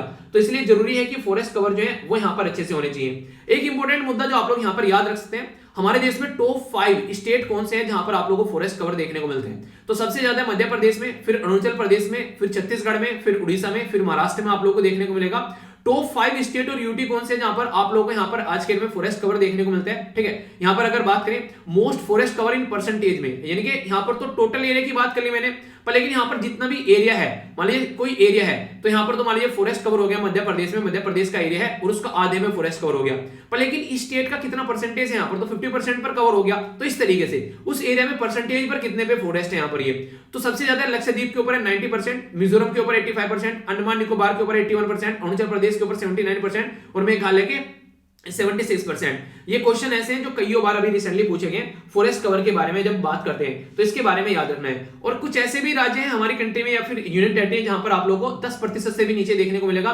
तो लद्दाख में ओनली 1.47 फॉरेस्ट कवर है, हरियाणा में 3.62 है, ठीक है, पंजाब के अंदर में 3.67 है, राजस्थान के अंदर में 4.86 है, उत्तर प्रदेश के अंदर में 6.5 है, गुजरात के अंदर में 7.57 है, बिहार के अंदर में 7.76 है। तो अगर इन राज्य से आप लोग आते हैं तो आप लोगों को पता होना चाहिए कि आप लोगों का जो ज्योग्राफिकल एरिया है उसमें कितने प्रतिशत पर फॉरेस्ट कवर है। यहां पर अगर आप लोगों से इंटरव्यू कोई क्वेश्चन पूछ ले तो आप लोग कंफ्यूजन में नहीं आना है, ठीक है। ये सारी बातें ऐसी हैं जो कि आप लोगों को पता होना चाहिए, जिससे कि कोई कंफ्यूजन आप लोगों के माइंड में इसको लेकर कभी ना आए, ठीक है। तो इसलिए मैंने डिटेल में इसको बताया ताकि आप लोग चीजों को समझ सके। अभी फॉरेस्ट कवर के जब बारे में बात करते हैं तो एक इंपॉर्टेंट पॉइंट आप लोग जरूर याद रखिएगा, ये है basically bone convention. Bone convention है बेसिकली यहाँ पर जर्मनी के अंदर यहाँ पर ये चैलेंज रखा गया था कि जो डिग्रेडेड लैंड है उसको आप लोगों को फिर से रिफॉरेस्टेशन करना है या फिर एफॉरेस्टेशन करना है। रिफॉरेस्टेशन या फिर एफॉरेस्टेशन दोनों का मतलब होता है कि पेड़ फिर से लगाना, पौधारोपण करना, एक तरीके से बोल सकते हैं आप लोग। और डिफॉरेस्टेशन का मतलब पौधे को काटना। तो दोनों में कंफ्यूजन आप लोगों के माइंड में नहीं होना चाहिए। तो फिर से रिफॉरेस्टेशन या फिर एफॉरेस्टेशन करने के बारे में बात की जाती है। बोन जो चैलेंज है यहाँ पर ये ग्लोबल लेवल पर यहाँ पर देखने को मिला और बोला गया कि लगभग 150 मिलियन हेक्टेयर जमीन पर 2020 तक का आप लोग यहाँ पर क्या करना है, एक तरीके से रिस्टोर करना है फॉरेस्ट को। फिर बोला गया 2030 तक का 350 मिलियन पर आप लोग करना है। तो जर्मनी की गवर्नमेंट के द्वारा मिलकर international union for conservation of nature के साथ मिलकर 2011 में यहाँ पर ये प्लेज यानी कि ओथ ली गई थी, जिसको आगे लेकर चलने की बात की थी। तो हमारी कंट्री में भी इस चीज के ऊपर फोकस देना चाहिए और इसके चलते क्या करना पड़ेगा, ग्राउंड लेवल पर हम लोगों को काम करना पड़ेगा, सारी जो कम्युनिटी है उसको साथ में लेकर चलना पड़ेगा, तभी हम लोग इसको अचीव कर पाएंगे। वरना आज की डेट में आप लोगों को दिक्कतें बहुत सारी देखने को मिल जाएगी यहाँ पर। देखिए टारगेट तो कई सारे रहते हैं। जैसे बात करें अगर हम लोग, हमारे क्या है, हम लोग बोलते हैं कि हमारे खुद के टारगेट बना रखे हैं कि एमिशन को कम करेंगे। नेशनल फॉरेस्ट पॉलिसी लेकर आए थे हम अपनी कंट्री में, अगर बात करें 1988 में, ठीक है। पर लेकिन आज की डेट में हम लोग जो ग्राउंड लेवल पर लोग काम करते हैं ना, लोकल कम्युनिटी, उनको इग्नोर कर देते हैं, जबकि लोकल कम्युनिटी सबसे बड़ा रोल प्ले करने वाली है। वैसे एक इंटरेस्टिंग चीज पता है क्या बोली जाती है, जिसको मुझे लगता नहीं है कि आप लोग भी अप्रिशिएट करोगे। होता क्या है, मान लीजिए एक एरिया है, यहाँ पर काफी सारे फॉरेस्ट हैं, यहाँ से जंगल काटो और फिर यहाँ पर कुछ बांध वगैरह बना दो या फिर कुछ और कंस्ट्रक्शन का काम कर दो और पैसा दे दो कि कहीं और जाकर पेड़ लगा लो। आप लोगों को लगता है कहीं और जाकर अगर पेड़ लगाते हैं यहाँ से काटकर तो वहां पर पेड़ ही तो लगा पाओगे आप लोग, वहां पर क्या वो वाली मिट्टी ले पाओगे, वो जीव जंतु जो वहां पे थे वो लेकर आ पाओगे, चिड़िया जो यहाँ पर जो भी यहाँ पर पशु पक्षी थे वो लेकर आ पाओगे, उस जमीन के अंदर में क्या क्या चीजें थी वहां पर, क्या वो सारी चीजें आप लोग लेकर आ पाओगे? भाई साहब कईयों सौ साल लगते हैं यहाँ पर एक जंगल को जंगल बनने में, पूरा फॉरेस्ट बनने में, और आप लोग उसको साफ करके वहां पर डेवलपमेंट का काम करके पैसे देकर आप लोग बोलते हो कि compensatory afforestation management planning authority जो बना दिया आप लोगों ने, जिसको आप लोग कैंपा बोलते हो, ठीक है, CAMPA। तो आप लोग उसके हिसाब से बोल देते हो कि इनको पैसा दे दो और फिर जाकर ये काम कर लेगी। तो वो एक बार को थोड़ा बहुत ऑल्टरनेटिव आप लोग बोल सकते हो, पर लेकिन उसको हर जगह काम करना तो ये बिल्कुल सही नहीं है, ये नुकसानदेह करेगा। और जो आप लोग टारगेट रख रहे हैं ना यहाँ पर, ये सारी चीजें, ये टारगेट आप लोग कभी भी अचीव नहीं कर पाओगे, ठीक है। तो इसलिए कम्युनिटी को लेकर चलना पड़ेगा। नेट जीरो एमिशन अगर आप लोगों को करना है, ठीक है, तो लोकल एरिया का पार्टिसिपेशन यार होना जरूरी है, ठीक है। अभी बात की जा रही है यहाँ पर एक तरीके से अमेंडमेंट किया गया यहाँ पर तेलंगाना के अंदर में, तो पंचायत के हाथ में पावर दी गई है ताकि फॉरेस्ट वाला एरिया जो है पंचायत अपने आप देखे। तो कुछ ऐसा मुद्दा आप लोगों को भी करना पड़ेगा ताकि लोकल एरिया पर जो पंचायत वगैरह है वो ढंग से काम करती हुई नजर आए और उस मुद्दे को सारी पंचायत वगैरह देखें। आप लोग की क्या राय इसके बारे में, आप लोग अपनी राय बता सकते हैं। तो इंपॉर्टेंट आर्टिकल था ये भी, तो डिटेल में मैंने आप लोगों को ये भी बता दिया, ठीक है। तो डिटेल में एडिटोरियल सारे कवर किए, कोई भी कंफ्यूजन आप लोगों के लिए नहीं होना चाहिए यहाँ पर। अब बात करते हैं यहाँ पर किसके बारे में, प्रीलिम्स फोकस के बारे में। सबसे पहले बात की जा रही है जो नीट है उसमें अभी यहाँ पर ग्रीन सिग्नल दे दिए गए हैं कि हाँ 8 लाख की जो यूनिट है यहाँ पर उसको फॉलो किया जा सकता है। रिजर्वेशन प्रोवाइड कराने के लिए इकोनॉमिकली वीकर सेक्शन के लिए। तो ये इसके बारे में आप लोग याद रखिएगा, इंपॉर्टेंट है। नीट क्या था हमारी कंट्री में, national eligibility cum entrance test यहाँ पर ये लाया गया था, जिसको आप लोग नीट बोलते हैं। तो पहले यहाँ पर all India pre medical test हुआ करता था, जो कि यहाँ पर हमारी कंट्री में जो कि मेडिकल के लिए पेपर कराए जाते थे, एमबीबीएस, बीडीएस या फिर आयुष के लिए जो भी यहाँ पर, फिर अब यहाँ पर नीट ला दिया कि ये काम करेगा। तो इसके लिए यहाँ पर नेशनल टेस्टिंग एक एजेंसी भी बनाई गई काम करने के लिए, जो कि ministry of health and family welfare के अंडर में आती है। तो जो यहाँ पर एनडब्ल्यूटी यूजीएस ने रिप्लेस कर दिया all India pre medical test को। अब यहाँ पर ये काम होता है, जो कि सेंटर और स्टेट दोनों के लिए यहाँ पर यही पर्टिकुलर काम करता हुआ नजर आता है, जिसकी वजह से न्यूज में, ठीक है। तो बेसिक इसके बारे में पता होना चाहिए आप लोगों को, अगर कोई पूछ ले तो। आगे यहाँ पर बात की जा रही है कि अगर कोई भी बाहर से आएगा तो उसको क्वारंटीन में रखा जाएगा। तो ये काफी इंपॉर्टेंट बात है, ताकि सिचुएशन जो है वो खराब ना हो। आप लोगों ने देखा ऑस्ट्रेलिया में कितना अच्छा स्टेप उठाया गया, इवन यहाँ पर इतने बड़े प्लेयर को यहाँ पर रोक दिया गया। बड़ी बात है यार, यहाँ पर ये कोई टफ डिसीजन नहीं था, थोड़ा टाइट डिसीजन आप लोग इसको बोल सकते हैं, ठीक है। आगे चलते हैं। यहाँ पर ये इंपॉर्टेंट मुद्दा देखने को मिल रहा है कि एनएसओ के द्वारा एस्टिमेट्स लगाया गया हमारी कंट्री में कि 2022 के लिए जो जीडीपी ग्रोथ रहने वाला है वो 9.2 रहने वाला है। अभी आप लोगों को पता है नेगेटिव में चला गया था। एक टर्म मैंने आप लोगों को बताई थी, शायद याद होगा, एक टेक्निकल रिसेशन। याद रखिएगा, टेक्निकल रिसेशन टर्म आप लोगों से एग्जाम में पूछी जा सकती है। जब 2 कॉन्जिक्यूटिव क्वार्टर तक आप लोगों का ग्रोथ जो है वो नेगेटिव रहे तो उसको टेक्निकल रिसेशन आप लोग बोल देते हैं। तो यहाँ पर काफी नेगेटिव हमारा ग्रोथ रहा और टेक्निकल रिसेशन की कैटेगरी में यहाँ पर चीजें पहुंच रही थी। तो ये इंपॉर्टेंट मुद्दा था। अभी ग्रोथ जो है वो 9.2 बोला गया।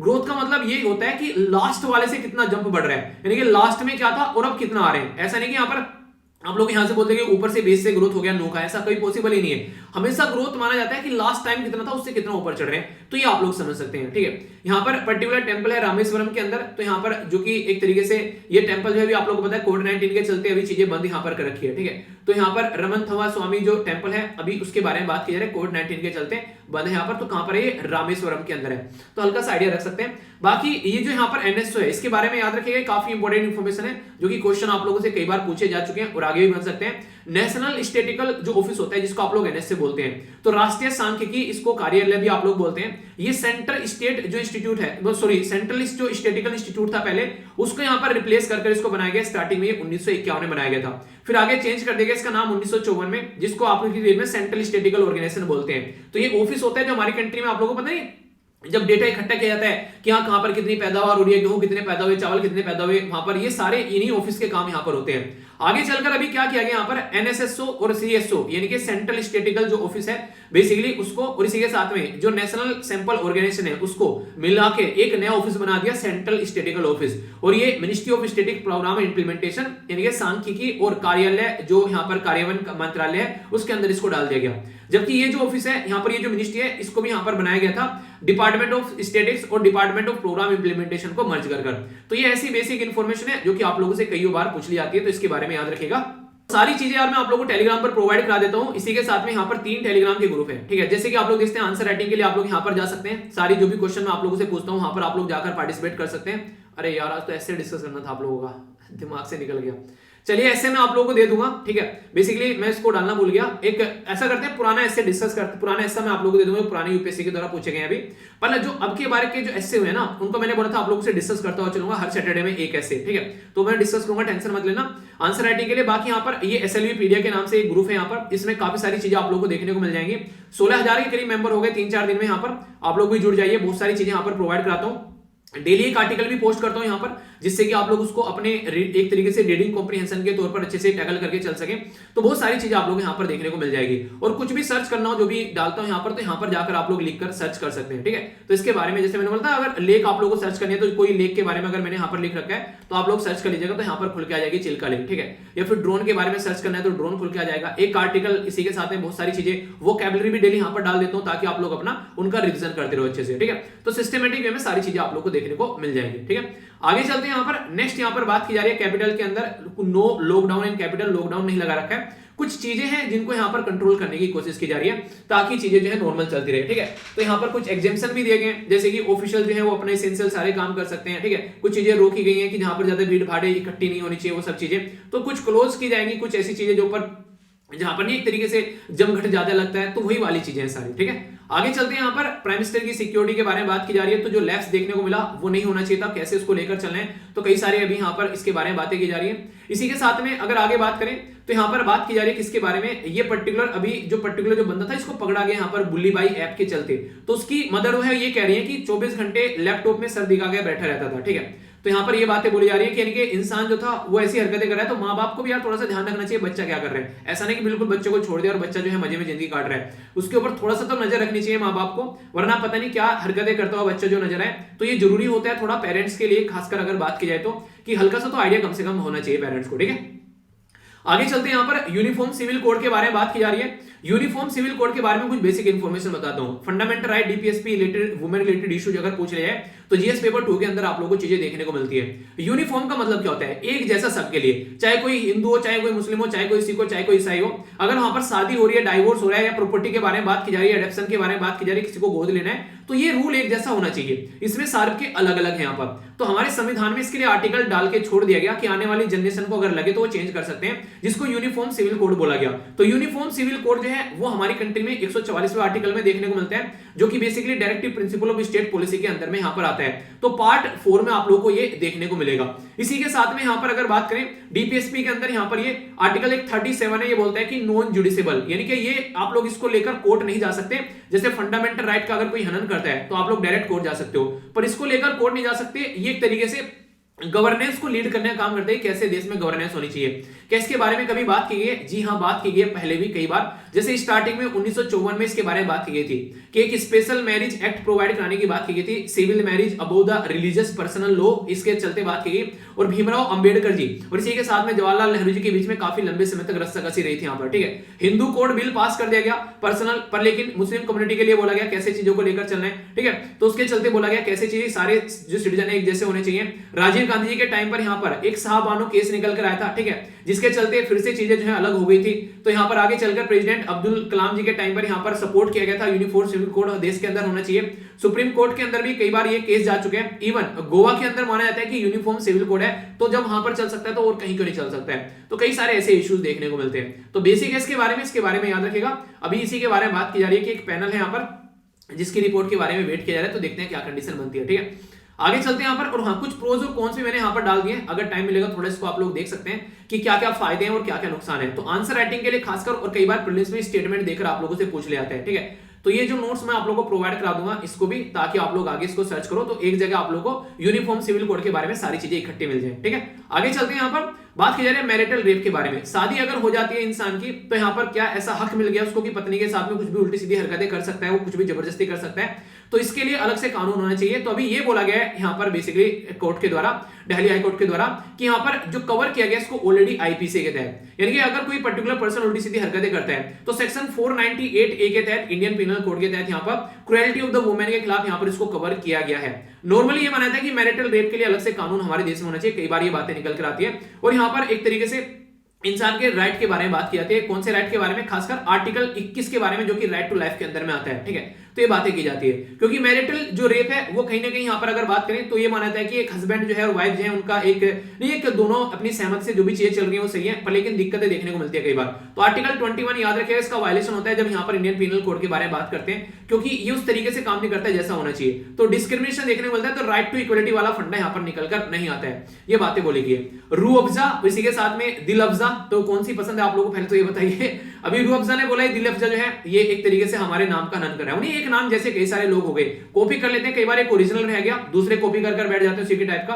तो ये बातें बोलने की कोशिश की गई है। तो बोला गया कि रूह अफ़ज़ा और दिल अफ़ज़ा में डिफरेंस है, लोगों को समझ में आता है डिफरेंस क्या है, ऐसा नहीं कि दोनों एक जैसे हैं। तो आप लोग इसके ऊपर ऐसा नहीं कर सकते कि यहाँ पर एक जैसे हैं दोनों, ठीक है। तो यहाँ पर ये कॉपी नहीं है ऐसा बोलकर यहाँ पर चीजों को आगे निपटा दिया गया। ये मुद्दा यहाँ पर देखने को मिला, ठीक है। इसी के साथ में अगर आगे बात करें तो यहाँ पर सागर गंगा मेला आप लोग को वेस्ट बंगाल के अंदर देखने को मिलेगा। और याद रखिएगा एक सागर आइलैंड है, उसके आसपास आप लोग को ये सारी चीजें नजर आएगी।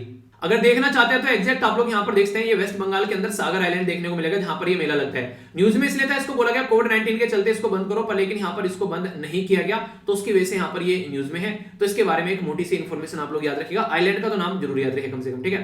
बाकी यहाँ पर जो एनएचआरसी है उसके द्वारा रिपोर्ट चाहिए कि सेंटर जो है वो बेसिकली ईडब्ल्यूएस के लिए हाउसिंग की स्कीम कैसे लेकर चल रहे हैं, तो हमारी कंट्री में उसके बारे में बात की जा रही है, ठीक है। तो कैसे प्रोवाइड करा रहा है कि ये प्रधानमंत्री आवास योजना, इसके बारे में पढ़िएगा, आज होमवर्क है आप लोगों के लिए। इसके बारे में थोड़ा सा जाकर पढ़ सकते हैं आप लोग, ठीक है। ये स्टैचू बनाई है मैंने बता दिया। एक पर्टिकुलर ब्रिज है यहाँ पर जो कि काफी इंपॉर्टेंट ब्रिज है, इसके बारे में याद रखते हैं, इसको यहाँ पर पंबन ब्रिज के नाम से भी आप लोग जानते हैं। ये बेसिकली कनेक्ट करते हैं यहाँ पर एक तरीके से जो मंडपन है उसको, जो मेन एरिया देखने को मिलेगा पंबन आइलैंड का रामेश्वरम के साथ में, और ये 1914 में बनाया गया था, ठीक है। इससे बड़ा कोई भी आज तक ब्रिज नहीं था हमारे देश में। इसके बाद में बना बांद्रा वर्ली ये सीलिंग, ये दूसरा निकल के आया, वरना अब तक ये सबसे बड़ा था, ठीक है।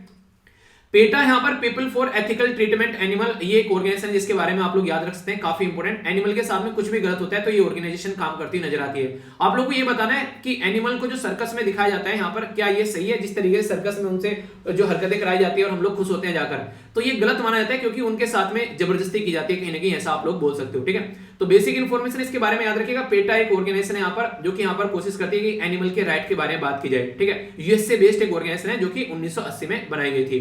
बाकी कांग्रेस बोल रही है कि जो बेसिकली प्राइम मिनिस्टर मोदी साहब का जो सिक्योरिटी ब्रीच नहीं हुआ है यहाँ पर, उनकी रैली में लोग नहीं आ रहे थे, इसलिए यहाँ पर ये पूरा माहौल क्रिएट किया गया हमारी इमेज खराब करने के लिए, जो भी है वो सब बातें हैं। इंडिया और चाइना मिलकर काम करने वाले हैं, तो ये डे बाय डे के इशू रहते हैं, इनको इग्नोर कर सकते हैं आप लोग। यहाँ पर एक दूसरे के साथ में बातें करेंगे, उसके बारे में बात की जा रही है। रामकृष्ण मिशन वाली जो चीजें थी वहां पर बोला गया था ना कि फॉरेन कंट्रीब्यूशन रेगुलेशन एक्ट के तहत यहाँ पर इनको जो परमिशन नहीं दी गई थी, यहाँ पर अब बोला गया कि कोई भी ऐसा इशू नहीं है, रिन्यू कर दिया गया, किसी ने कोई भी डिनाई नहीं किया है। तो ये बातें देखने को मिल रही है कि फालतू की बातें आती है। आखिर चेन्नई में बारिश क्यों होती है? हमारी कंट्री में जैसे भी आप सर्दी में जो बारिश हो रही है वो हमेशा किससे होती है? तो हमेशा देखने को मिलेगा नॉर्थ ईस्ट मानसून से होती है। तो याद रखिएगा नॉर्मल बारिश हमारी कंट्री में किससे होती है? ये होती है, अगर बात करें तो साउथ वेस्ट मानसून से होती है, पर लेकिन सर्दियों में बारिश होती है नॉर्थ ईस्ट मानसून से। तो ये रीजन है। अभी जैसे आप लोग एनसीआर दिल्ली वाले रीजन में भी बारिश आज के दिन में काफी देख रहे हो, तो ये दिक्कतें निकल कर आती है। लैंड के बारे में बात की जा रही है। महबूबा मुफ्ती जो है यहाँ पर वो बोल रहे हैं कि बाहर से लोग जो आ रहे हैं यहाँ पर, अगर लैंड भी छीन गई तो फिर कैसे काम चलेगा, तो सब यूनाइट हो जाओ अपनी लैंड को बचाने के लिए, ये मुद्दा है यहाँ पर। 150 के करीब लोगों को बेसिकली अब हम लोग यहाँ पर दवाइयां प्रोवाइड करा चुके हैं, तो बहुत बड़ी बात है। ऑक्सीजन सिलेंडर भी यहाँ पर सपोर्ट प्रोवाइड कराना है ताकि कोविड-19 की लहर से हम लोग बच सके, ठीक है। इसी के साथ में यहाँ पर एक एक्टर थे जिनका नाम था यहाँ पर सिडने पोइटर, ठीक है। तो रिसेंटली अभी इनकी डेथ हो गई है, तो ऑस्कर प्राइज विनर ये एक्टर है। तो इनका जो रोल था यहाँ पर basically lies of the field, उसमें बात की जा रही है, जिसके चलते यहाँ पर ये काफी एक इंपोर्टेंट पर्सनैलिटी थे। सिविल राइट्स के मूवमेंट के बारे में बात की जाती है, जिसके ऊपर इनके द्वारा काम भी किया गया, ठीक है। इसी के साथ में जापान और जो यूएसए है वो मिलकर काम कर रहे हैं। आप लोगों को पता होगा जब जापान पे ऊपर बॉम्ब गिराया गया था यूएसए के द्वारा, तब से लेके आज तक जो है यूएसए जापान को प्रोटेक्ट करता है, ठीक है। तो जापान की खुद की कोई ज्यादा फोर्स नहीं रहती है, यहाँ पर ये सारी चीजें प्रोवाइड कराई जाती है। तो अभी उसी को आगे लेकर चलने की बात की जा रही है, बेसिक चीजें। इसी के साथ में सुडोकू है आप लोगों का, इसको अटेम्प्ट कीजिएगा, माइंड को स्टेबल करने का काम करेगा, ठीक है। तो इसके बारे में आप लोगों को पता होना चाहिए। बेसिकली ये चीजें हैं कुछ जो आप लोगों को काफी ज्यादा फायदा पहुंचाती है। और कल का आंसर आप लोगों का ये हो गया। जो क्वेश्चन मैंने आप लोगों से कल पूछे थे उनके आंसर आप लोगों के सामने काफी इंपोर्टेंट है, एक एक ध्यान से सुनिएगा। कई सारे बच्चे के द्वारा अच्छे आंसर दिए गए और कई सारे बच्चे जो हैं वो गलत भी आंसर दे रहे थे। कोई नहीं, कोई माँ के पेट से सीख के नहीं आता है, आप लोग अच्छे से आंसर प्रैक्टिस करना है, ठीक है। बात करते हैं इंटरनेशनल मदर टंग डे के बारे में। ये किस दिन सेलिब्रेट किया जाता है? तो 19th, 20th, 21 या फिर 22nd। तो सही आंसर क्या है इसका? ये है बी, ठीक है। तो डिटेल में मैंने आप लोगों से डिस्कस किया था यहाँ पर। ये 21 है, यहाँ पर बेसिकली फरवरी को सेलिब्रेट किया जाता है। और कौन सी कंट्री इससे यहाँ पर ये बेसिकली इंटरनेशनल मदर टंग जो डे है ये निकल कर आता है, ये आप लोगों को पता है? यही क्वेश्चन पूछा गया था एग्जाम में, तो ये आप लोगों को बेसिकली बताऊंगा अभी आगे इसके बारे में। बेसिकली ये बांग्लादेश से निकल कर आया अपनी बंगलाई भाषा के लिए, जब उनके द्वारा प्रोटेस्ट किया गया। तो ये हो गया आंसर इसका यहाँ पर सी, ठीक है। नेक्स्ट क्वेश्चन पूछा था यहाँ पर मैंने आप लोगों से अमेंडमेंट के बारे में। एजुकेशन को जब यहाँ पर फंडामेंटल राइट आप लोगों को बनाया गया तो 86 यानी कि 86वां संविधान में संशोधन किया गया था 2002 में, और आर्टिकल 21A के अंदर इसको डाला गया। बहुत इंपॉर्टेंट क्वेश्चन और पता नहीं कितनी बार पूछा जा चुका है, तो ये सारी बातें आप लोगों को पता होनी चाहिए। और इसी के साथ में ये भी याद रखिएगा यहाँ पर ये बेसिकली कॉन्करेंट लिस्ट में इसको डाला गया, उठाकर स्टेट लिस्ट से 42nd कॉन्स्टिट्यूशन अमेंडमेंट किया गया था 1976 में। तो ये भी एक इंपॉर्टेंट क्वेश्चन आप लोगों के लिए हो जाता है। मैंने आप लोगों से यहाँ पर कोन्याक जनजाति के बारे में बात की थी, तो ये आप लोगों को बताना था कहां से बिलोंग करती है। तो इसका आंसर क्या है सही? इसका आंसर है सही डी, ठीक है। तो मैंने डिस्कस किया था आप लोगों से यहाँ पर, जब मैं आप लोगों से डिस्कस करता arm force special power act के बारे में, तो याद रखिएगा यहाँ पर ये भी कोई कंफ्यूजन आप लोगों को यहाँ पर नहीं होना चाहिए। तो आंसर हो गया यहाँ पर नागालैंड, ठीक है। तो ये था आप लोगों के सामने बेसिकली जो क्वेश्चन मैंने पूछे थे, ओके। अब थोड़ा सा और आप लोगों को जो भी मैंने यहाँ पर जो वोकैबुलरी दी थी, आप लोग डेली कोशिश किया करो कि इनके ऊपर क्वेश्चन फॉर्म किया करो, ठीक है, ताकि आप लोग लंबे समय तक इनको याद रख पाओ। अच्छा लगता है जब आप लोग इस तरीके से चीजों को प्रैक्टिस करते हैं। बात की जा रही है यहाँ पर एक्सप्लिसिटली, ठीक है। तो स्पष्ट रूप से, एक्सप्लिसिटली मतलब स्पष्ट रूप से किसी चीज को क्लियर डिटेल में, तो इसके ऊपर क्वेश्चन फॉर्म कर सकते हैं। इसी के साथ में बात की जा रही है बिडिंग। बिडिंग मतलब बोली लगाना। आप लोगों ने कि बोली लगेगी उस चीज की, तो ये वाली बातें हैं। तीसरा यहाँ पर हीनियस, उन्हें जघन्य अपराध कर दिया, तो इसको हीनियस क्राइम बोलते हैं। जुवनाइल किशोर, जुवनाइल की एज कितनी होती है अगर बात करें हमारी कंट्री में कानून के हिसाब से, ये भी आप लोग बता सकते हैं। स्ट्रिजेंट मतलब कड़ी से कड़ी, यानी ज्यादा से ज्यादा एक ऐसी सजा देना इस इंसान को जिसने कोई हरकतें की हैं, तो कड़ी से कड़ी बोलते हैं। ताकत, एक तरीके से अच्छे से रूल और रेगुलेशन को इंप्लीमेंट करने वाली बात आप लोग यहां पर बोल सकते हैं। तो ये जरूरी है कि अच्छे से यहां पर चीजों को इंप्लीमेंट किया जाए, ठीक है। और खुशी के द्वारा अच्छे आंसर दिए गए तो दिल खुश हो गया आंसर देखकर। इसी तरीके से पार्टिसिपेट किया करो। जैसे इंटरनेशनल मदर टंग डे के बारे में बात की थी तो 21 फरवरी हो गया, यूनाइटेड नेशन जनरल असेंबली के द्वारा यहां पर इसको एक्सेप्ट किया गया था, ठीक है। एजुकेशन के बारे में मैंने डिटेल में बता दिया। आप लोगों को फंडामेंटल राइट में देखने को मिलेगा आर्टिकल 21 में पार्ट 3 में 86 कॉन्स्टिट्यूशन अमेंडमेंट किया गया था। इसी के साथ में फंडामेंटल ड्यूटी बनाई गई पेरेंट्स की, ठीक है, ताकि यहां पर वो उसको बच्चों को एजुकेशन प्रोवाइड करा सके। तो ये आर्टिकल जो 51A में और पार्ट 4 में देखने को मिलेगा, पार्ट 4A। और एजुकेशन पॉलिसी के बारे में आप लोगों को बताइए। और राइट टू एजुकेशन एक्ट आया था 2009 में, ठीक है। ट्राइब के बारे में मैंने आप लोगों को बता दिया। इसी के साथ में यहां पर बेसिकली ये राफेल नडाल और ये सब चीजें, एम का मतलब होता है मैसेंजर। रामकृष्ण जो मिशन के बारे में बात करें तो फाउंड किया गया था यहां पर स्वामी विवेकानंद जी के द्वारा 1897 में। तो ये याद रखिएगा, जो इनके गुरु थे उनकी याद में, परमहंस जी की याद में इनके द्वारा ये बनाया गया था, ठीक है। तो इसके बारे में याद रखते हैं। जल शक्ति मिनिस्ट्री के बारे में बात की थी, 2019 में इसको फॉर्म किया गया था। तो गजेंद्र सिंह शेखावत साहब जो हैं, जो यहाँ पर मिनिस्टर हैं, ठीक है। तो यहाँ पर जो इनको बनाया गया था मर्ज कर ministry of drinking water sanitation और इसी के साथ में जो ministry of water resource and जो रिवर डेवलपमेंट है उसको मिलाकर यहाँ पर ये बनाया गया था। तो काफी अच्छे से आंसर दिए गए। अच्छा लगता है यार जब इस तरीके से पार्टिसिपेट करते हो, तो बिल्कुल ऐसे आप लोगों को आंसर देने हैं, ठीक है। तो ये था टोटल आज का डिस्कशन, कैसा लगा जरूर बताना। और यहां से जाकर आप लोग पीडीएफ जरूर डाउनलोड कर लेना, फ्री ऑफ कॉस्ट है। इसी के साथ में जो भी आप लोगों से चीजें पूछता हूं, जो भी आप लोगों को बताता हूं, उनके नोट्स जो हैं वो SLV पीडीएफ से जाकर आप लोग डाउनलोड कर लेना। सारे लिंक जो है वो आप लोग को वीडियो के नीचे प्रोवाइड करा देता हूं, ठीक है। तो टेंशन नहीं लेना, अच्छे से चीजों को फॉलो करिए और अच्छे से अपने एग्जाम की तैयारी करिए, ठीक है। और जिसका भी पेपर है मेंस का, तो ऑल द बेस्ट यार, अच्छे से पेपर देकर आना और इसी तरीके से अपनी प्रिपरेशन को आगे लेकर चलना है, ठीक है। तो नेक्स्ट लेक्चर मिलता हूं, तब तक अपना ध्यान रखिए। बड़ों को नमस्ते, छोटों को प्यार, छोटी सी लाइफ एंजॉय करा। मिलता हूं नेक्स्ट लेक्चर में, तब तक के लिए जय हिंद।